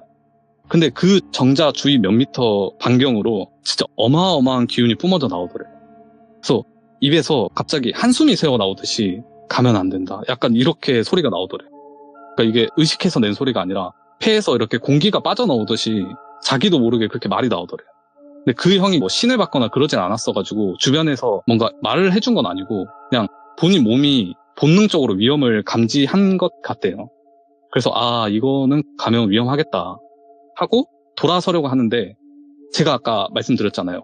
산행 입구에 들었을 때 그 기이한 기운에 더불어서 갈증이 느껴진다고 했잖아요. 맞아요. 근데 이 기운이 폭증이 되니까 갈증도 덩달아서 폭증이 되더래요.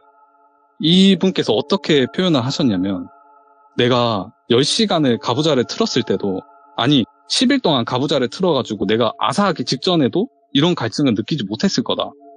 내 인생이 진짜 과거에도 미래에도 느끼지 못할 그런 갈증이었다. 그렇게 말을 하시더라고요. 그래서 본인 뇌의 제어를 무시하고 발이 움직이더래요. 그냥. 그래서 이끌리는 대로 이끌려서 결국 정자에 도착하고 앉았대요. 거기 앉아가지고 멍을 때리고 있으니까 이제 갈증이 서서히 조금씩 거치더래요. 근데 저 앞에 안개 너머로 무슨 사람 실루엣이 이렇게 걸어오더래요. 그리고 점점 걸어오더니 사람 형태가 보이니까 정장을 입은 50대쯤 되어 보이는 남성분이 오시더래요. 예? 근데 말이 안 되는 상황이잖아요. 여기는 산인데 기운을 떠나서 산 정상인데 아니 무슨 정장을 입고 오나 이런 생각을 했대요. 복장이 어울리지가 않네. 예. 그리고 산행 중에 그때 오후였는데 등산을 하는 등산객이 한 명도 없었대요. 저렇게 뒤에 바로 따라왔으면 분명히 보였을 텐데 한 번도 본 적이 없었다고 해요. 근데 이 사람이 좀 귀신인가 긴가민가 했던 게 그 형이 귀신과 사람을 구분하는 좀 하나의 그 기준점이 있거든요. 그게 혼이 약할수록 그 가장자리가 그래픽 픽셀이 나갔다고 하나? 약간 그런 것처럼 흐릿하다고 해요. 그리고 강한 영가일수록 그게 가득 채워져 있대요. 근데 이 남성분은 그 존재감 자체가 이건 사람인데 싶더래요. 그래서 바보같이 그냥 멍 때리고 있는데 그분이 천천히 본인한테 걸어오시더래요. 제가 처음 병원에 입원했을 때 그 형이 저한테 말을 건 것처럼 그분이 그 형한테 이제 그렇게 말을 걸었대요. 말이 잘 통할 것 같아서 적적한데 얘기나 하러 왔다. 자기가 무슨 뭐 사정이 있어서 이런 차림으로 왔는데 뭐 서로 어디서 왔냐부터 해가지고 자초지종을 설명을 했대요. 근데 정말 그렇게 얘기를 하다 보니까 너무 말이 잘 통하고 얘기가 재미가 있더래요. 본인이 이제 굉장히 철학적이기도 하고 어렸을 때 일반인들이 겪을 수 없는 일들을 겪으면서 일반 사회에서 이제 얘기를 하면 사람들이 이 사람 미쳤나? 혹은 속으로는 약간 허언증이 있구나. 이렇게 취급을 해버리니까 밖에서는 말 못했던 것들을 이분은 다 들어주시더래요. 그래서 몇 시간이 지났는지도 모르게 그렇게 얘기는 나눴대요. 근데 그렇게 얘기를 하는 도중에 갑자기 그 분께서 그래서 너네 인간은 안 된다는 거야. 이렇게 하시더래요. 예? 이게 문맥상 정말 말이 안 되게 좋은 얘기를 하다가 이런 얘기를 하시더래요. 예. 그 순간 온몸이 얼어붙으면서 이 생각이 들더래요. 그러더니 그분이 이제 일어나서 본인 앉아있는 앞에 서서 또렷이 지켜보시더래요. 근데 그 눈에서 안광이 붉게 빛나더래요. 그때부터 이제 귀신 그런 따위의 존재가 아니구나. 내가 오만함에 좀 이를 그르쳤다. 이게 느껴지더래요. 그때부터 그 존재가 이상한 소리로 독백을 하기 시작하는데 신적인 존재, 강한 존재 모든 걸 봐왔지만 그 모두가 불멸하지 않았다. 불멸하다는 거는 그냥 목숨만 부지해 나가는 게 아니다. 너희 그 하찮은 목이 잘리고 다른 머리를 거기다 심으면 그러고 살아가면 그건 너냐. 그렇게 살아가는 거는 불멸이 아니다. 이 세상의 진정한 불멸은 변하지 않는 나로 사는 거, 불변이다. 이렇게 말을 하더래요. 그래서 계속 이야기 이어나갔는데 나는 원래 일본에서 생겨났으나 지금 여기 다른 나라에 이 산에 정착해서 여기에 신이 되었다. 내가 불멸이고 내가 신이다. 너는 나 같은 존재가 어떻게 만들어지는지 아냐. 인간 몸 안에서 그 암세포가 생겨서 암이 되기 전에 사라지듯이 그 과정이 수없이 반복이 되듯이 너네 인간들이 뿌려놓은 그 부정한 기운들이 이 시간에도 합쳐졌다가 사라진다. 예. 근데 그 중에 아주 소수의 기운들이 그 작은 확률을 뚫고 몇백 번, 몇천 번을 거쳐서 존재가 완성이 되면 암이 생기듯이 나 같은 존재가 생긴다. 근데 난 이렇게 생긴 내 존재를 잃기 싫었다. 내가 생겨난 일본이라는 나라는 그 옛날 다이묘 시대를 지나서 너네 나라를 복속하기까지 욕심을 그렇게 부렸는데 그 욕심을 더 내가지고 세계를 바라보다가 욕심에 사로잡혀서 내가 아는 일본은 그때부터 없어졌다. 뱀이 제 아가리보다 먹이가 큰 줄도 모르고 그 입을 벌리다 찢어져 버렸다. 이렇게 말을 하더래요. 예. 근데 나는 다르다. 이 산에서 나는 그 누구도 이길 수 없고 해할 수 없다.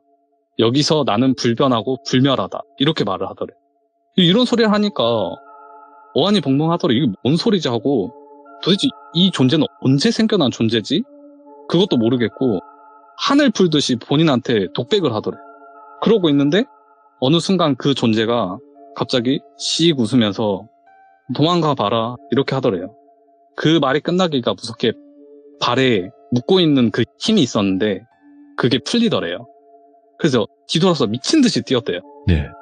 풀숲에 베이고 막 벌레들이 코에 눈에 들어오는데 그 신경도 안 쓰이고 막 심장은 터질 것 같고 폐가 아려오더래요. 예. 그래서 그럴 때쯤에 양쪽 귓가에서 번갈아 가면서 음성이 들리더래요. 너가 여기 산에서 도망가면 나갈 수는 있을 것 같아? 혹시 살 수 있을 거라고 생각해서 도망가는 거야? 이러더니 그 목소리가 여러 목소리로 바뀌더래요. 얘는 괴로워서 손톱 발톱이 다 나갈 때까지 바닥을 긁다가 죽었어. 얘는 너가 알지도 못할 만큼 많은 뼈가 부러져서 죽었고 얘는 너무 늙어서 그렇게 오래 갖고 놀지는 못했어. 이렇게 하더라고요. 이게 목소리가 여자 목소리였다가 남자 목소리였다가 이렇게 하는데 이거보다 훨씬 잔인한 표현이 많았는데 제가 이 방송에 말할 수가 없어서 와. 여기에 말은 안 했는데 예. 뭐 어린 여자아이 목소리도 들렸으니까 엄청 끔찍하더래요. 본인이 생각하기에 그때 그 당했던 피해자들 목소리로 그렇게 말을 한 것 같아요. 그래서 그 순간 이제 나는 살 수가 없겠구나. 아니 이게 살 수 없는 게 문제가 아니라 편하게 못 죽겠다. 그 순간 이제 다리가 풀리고 그대로 그 자리에 무릎을 꿇었대요. 그래서 본인이 이제 여러 종교에서 가르침을 받고 한 게 무색하게 본인 마음이 이미 한참 전에 꺾여 있었더래요. 그래서 손이 발이 되도록 빌기 시작했대요. 살려달라고. 뭐 희생자를 데려오라면 데려오겠다. 내가 종이 되겠다. 뭐라도 하겠다. 살려달라. 그러니까 그 존재가 미친 듯이 웃으면서 여기 인간이야. 오면 그냥 잡아먹으면 그만이라고. 너 같은 게 지나가는 거 나한테 신경 쓰이지도 않는다. 근데 네가 가진 생각이 너무 오만방자해서 내가 너를 여기 끌고 온 거다. 이제 알겠냐고. 네가 얼마나 미개한 벌레 같은 존재인지. 이거는 너로 끝나지 않을 거다. 너희 부모님, 그리고 3년 후면 태아를 가지게 돼 너희 여동생까지. 이렇게 말을 하는데 이제 심장에서부터 불이 난 것처럼 뜨겁더래요. 아, 내가 여기서 꺾이면 내 뒤에 소중한 사람들이 죽는 걸 넘어서서 고통받다가 영혼도 구제받지 못하고 구천을 떠돌겠구나 생각이 들더래요. 그래서 처음에는 미친 듯이 화가 났대요. 그래서 그 분노에 힘에 입어서 그 거대한 존재에 대립할 방법을 생각하기 시작하는데 스님께서 했던 그 가르침이 그때 좀 생각이 나더래요. 마음의 수양이라는 게 그 가르침을 받았다고 해서 그걸 너가 증명을 하려고 하면 되겠냐고. 그 내 마음의 깨우침이라는 거는 외세에 굴복하지 않을 때 그때 발현이 된다. 와, 예. 한번 꺾인다고 포기하지 마라. 모든 거 한번 꺾이고 시작하는 거다. 이렇게 말을 하셨대요. 예. 그래서 이 말이 떠오르면서 본인도 모르게 그 자리에서 이제 가부좌를 틀고 본인 내면에 집중하기 시작했대요. 내가 어떻게 하면 저 존재가 내 마음을 비집고 들어오지 못할까? 내 내면을 무엇보다 단단하게 만들자. 그래서 세상에서 가장 작더라도 가장 단단한 쇠구슬을 만들자 하면서 오. 그 앞에서 존재가 한국어로 했다가 외국어로 했다가 막 육직거리를 하는데 그 소리가 들리지 않을 정도로 거의 무아의 경지에 빠지게 됐대요. 그래서 본인 마음속에 남아있는 그 미련들을 하나 둘 걷어내기 시작했대요. 본인은 자기가 가족을 자기보다 우선시한다고 생각을 했는데 그게 절대 아니더래요. 네. 처음에는 지인을 걷어내고 그 다음엔 가족, 그리고 가장 밑바닥에 본인이 있더래요. 그래서 밑바닥에 깔려있는 본인을 덜어내고 마음이 정말 편해지더래요. 근데 순간 너무 기뻐가지고 눈물이 날 정도로 편해졌대요. 그래서 모든 걸 덜어내니까 그 존재에 대해서 측은지심이 들기 시작하더래요. 도대체 저 존재는 어느 부분부터 그 마음이 꺾이기 시작해가지고 저렇게 됐을까? 그 네. 부분을 찾으면 저 큰 존재가 선한 존재가 된다면 얼마나 좋을까? 이런 생각을 했대요. 근데 이제 그 존재가 그 마음을 읽었는지 미친 듯이 발악하기 시작하더래요. 감히 너 따위가라고 하면서 죽일 듯이 쳐다보는데 근데 어떻게 하지는 못하더래요. 그래서 이제 그 형이 말했다고 해요. 저는 여기서 당신을 어떻게 할 수는 없다. 근데 용의 영린에 박힌 돌멩이처럼 여기에 박혀 있겠다. 저는 그쪽에 가장 수치스러운 부분이 될 거고 제가 존재하는 한 그쪽은 불변하지 않고 불멸하지 않다. 내 육신이 죽더라도 내 혼이 여기 남아가지고 여기 있을 거다. 이렇게 말을 했대요. 와, 예. 그래서 몇 시간 동안 그렇게 대치를 했는데 그 존재가 욕을 하다가 지쳐가지고 내가 너의 가족이랑 너를 건들지 않겠다. 이제 떠나달라. 부탁을 하는 지경에 이르렀대요. 근데 이제 그 형은 아예 그냥 마음을 굳힌 상태였대요. 내가 여기 죽어서 산의 한 존재가 되더라도 여기서 죽겠다. 이런 생각으로 마음을 절대 바꾸지 않았다고 해요. 이제 그 존재가 한참을 설득하다가 어느 순간부터 눈에 피눈물이 흐르기 시작하더래요. 내가 여기를 떠나겠다. 여기를 떠나면 이 힘을 잃을지 어떤 존재가 될지 모르겠지만 증오라는 단어로 담을 수 없는 이 마음이 너랑 있는 거를 도저히 허락하지 않는다. 어느 곳에서든지 나랑 엮이지 마라. 이렇게 하더니 그 모든 기운이 사 하고 사라졌대요. 한 10초쯤 지났을까 이제 눈을 서서히 떴대요. 그러니까 들리지 않던 벌레 소리도 들리고 정말 아름다운 그 숲의 풍경이 들어오더래요. 그래서 아, 끝났구나. 정말 큰일을 겪은 거잖아요. 근데 그럼에도 불구하고 마음의 동요가 전혀 없더래요. 근데 이제 몸이 그걸 견디지 못해서 다리가 풀려가지고 일어나는데 애를 쓰긴 했다고 하는데 그러다가 이제 거기 어딘지도 몰라가지고 구조를 받았대요. 구조를 받고 그렇게 이야기가 끝이 나게 됩니다. 아, 그분은 네, 여기까지다 하면서. 네네. 근데 추후에 거기에 대해서 본인이 해석을 하셨는데 이거는 물론 그 형의 견해고 틀릴 수 있지만 누군가는 그렇게 말할 수 있어요. 그렇게 신적인 존재가 네. 아니 거기에서 지키고 있었는데 너가 여기 박혀있는다고 해서 그거를 떠나냐 이렇게 생각할 수도 있어요. 근데 그 형이 말한 게 우리야 나약한 인간이기 때문에 매번 좌절하고 인내하고 발전하면서 살아가잖아요. 우리는 그런 존재다. 근데 이 존재는 태어났을 때부터 신에 가까운 존재였고 그런 존재의 입장에서 내가 어쩔 수 없는 힘은 그건 견딜 수 없는 거다. 그래서 이 존재가 뭐 일본에서 무슨 일이 있었는지 모르지만 한국에 이렇게 넘어와서 뭐 신에 가까운 존재가 됐고 어떻게 보면 산에 묶인 거잖아요. 네. 난 사라지기 싫어서 이 산에 있겠다 이건데 그 큰 힘을 얼마나 과시하고 싶었겠어요. 근데 이제 그걸 알 수 있는 사람이 지나가니까 어떻게 보면 나를 거기서 잡아서 그렇게 한 것 같다. 근데 이 벌레 같은 존재가 자기가 도달하지 못한 그런 영역에 도달을 해서는 자기를 측은지심으로 보니까 거기서 완전 미쳐버린 것 같다. 그렇게 말을 하더라고요. 그래서 원래 불교에서는 무아라고 하는 게 나라는 존재는 영원불멸하지 않다 이런 뜻이래요. 근데 그 존재는 애초에부터 나는 불멸하고 불변하다 이렇게 못을 받고 시작했잖아요. 예. 그래서 그 존재는 애초에 절대 깨달음을 얻을 수 없다. 그렇게 말을 하고 내가 집중을 넘어서 무아의 경지에 됐을 때 그런 걸 느꼈는데 제가 그 전에 질문을 했거든요. 네. 아, 그럼 형은 그 한순간만큼은 거의 뭐 스님들이 얘기하는 반열에 든 게 아니냐. 대단하시네요. 이렇게 말을 하니까 예. 빙그레 웃으시면서 다르다고. 감히 그런 걸로 비교할 수 없다고.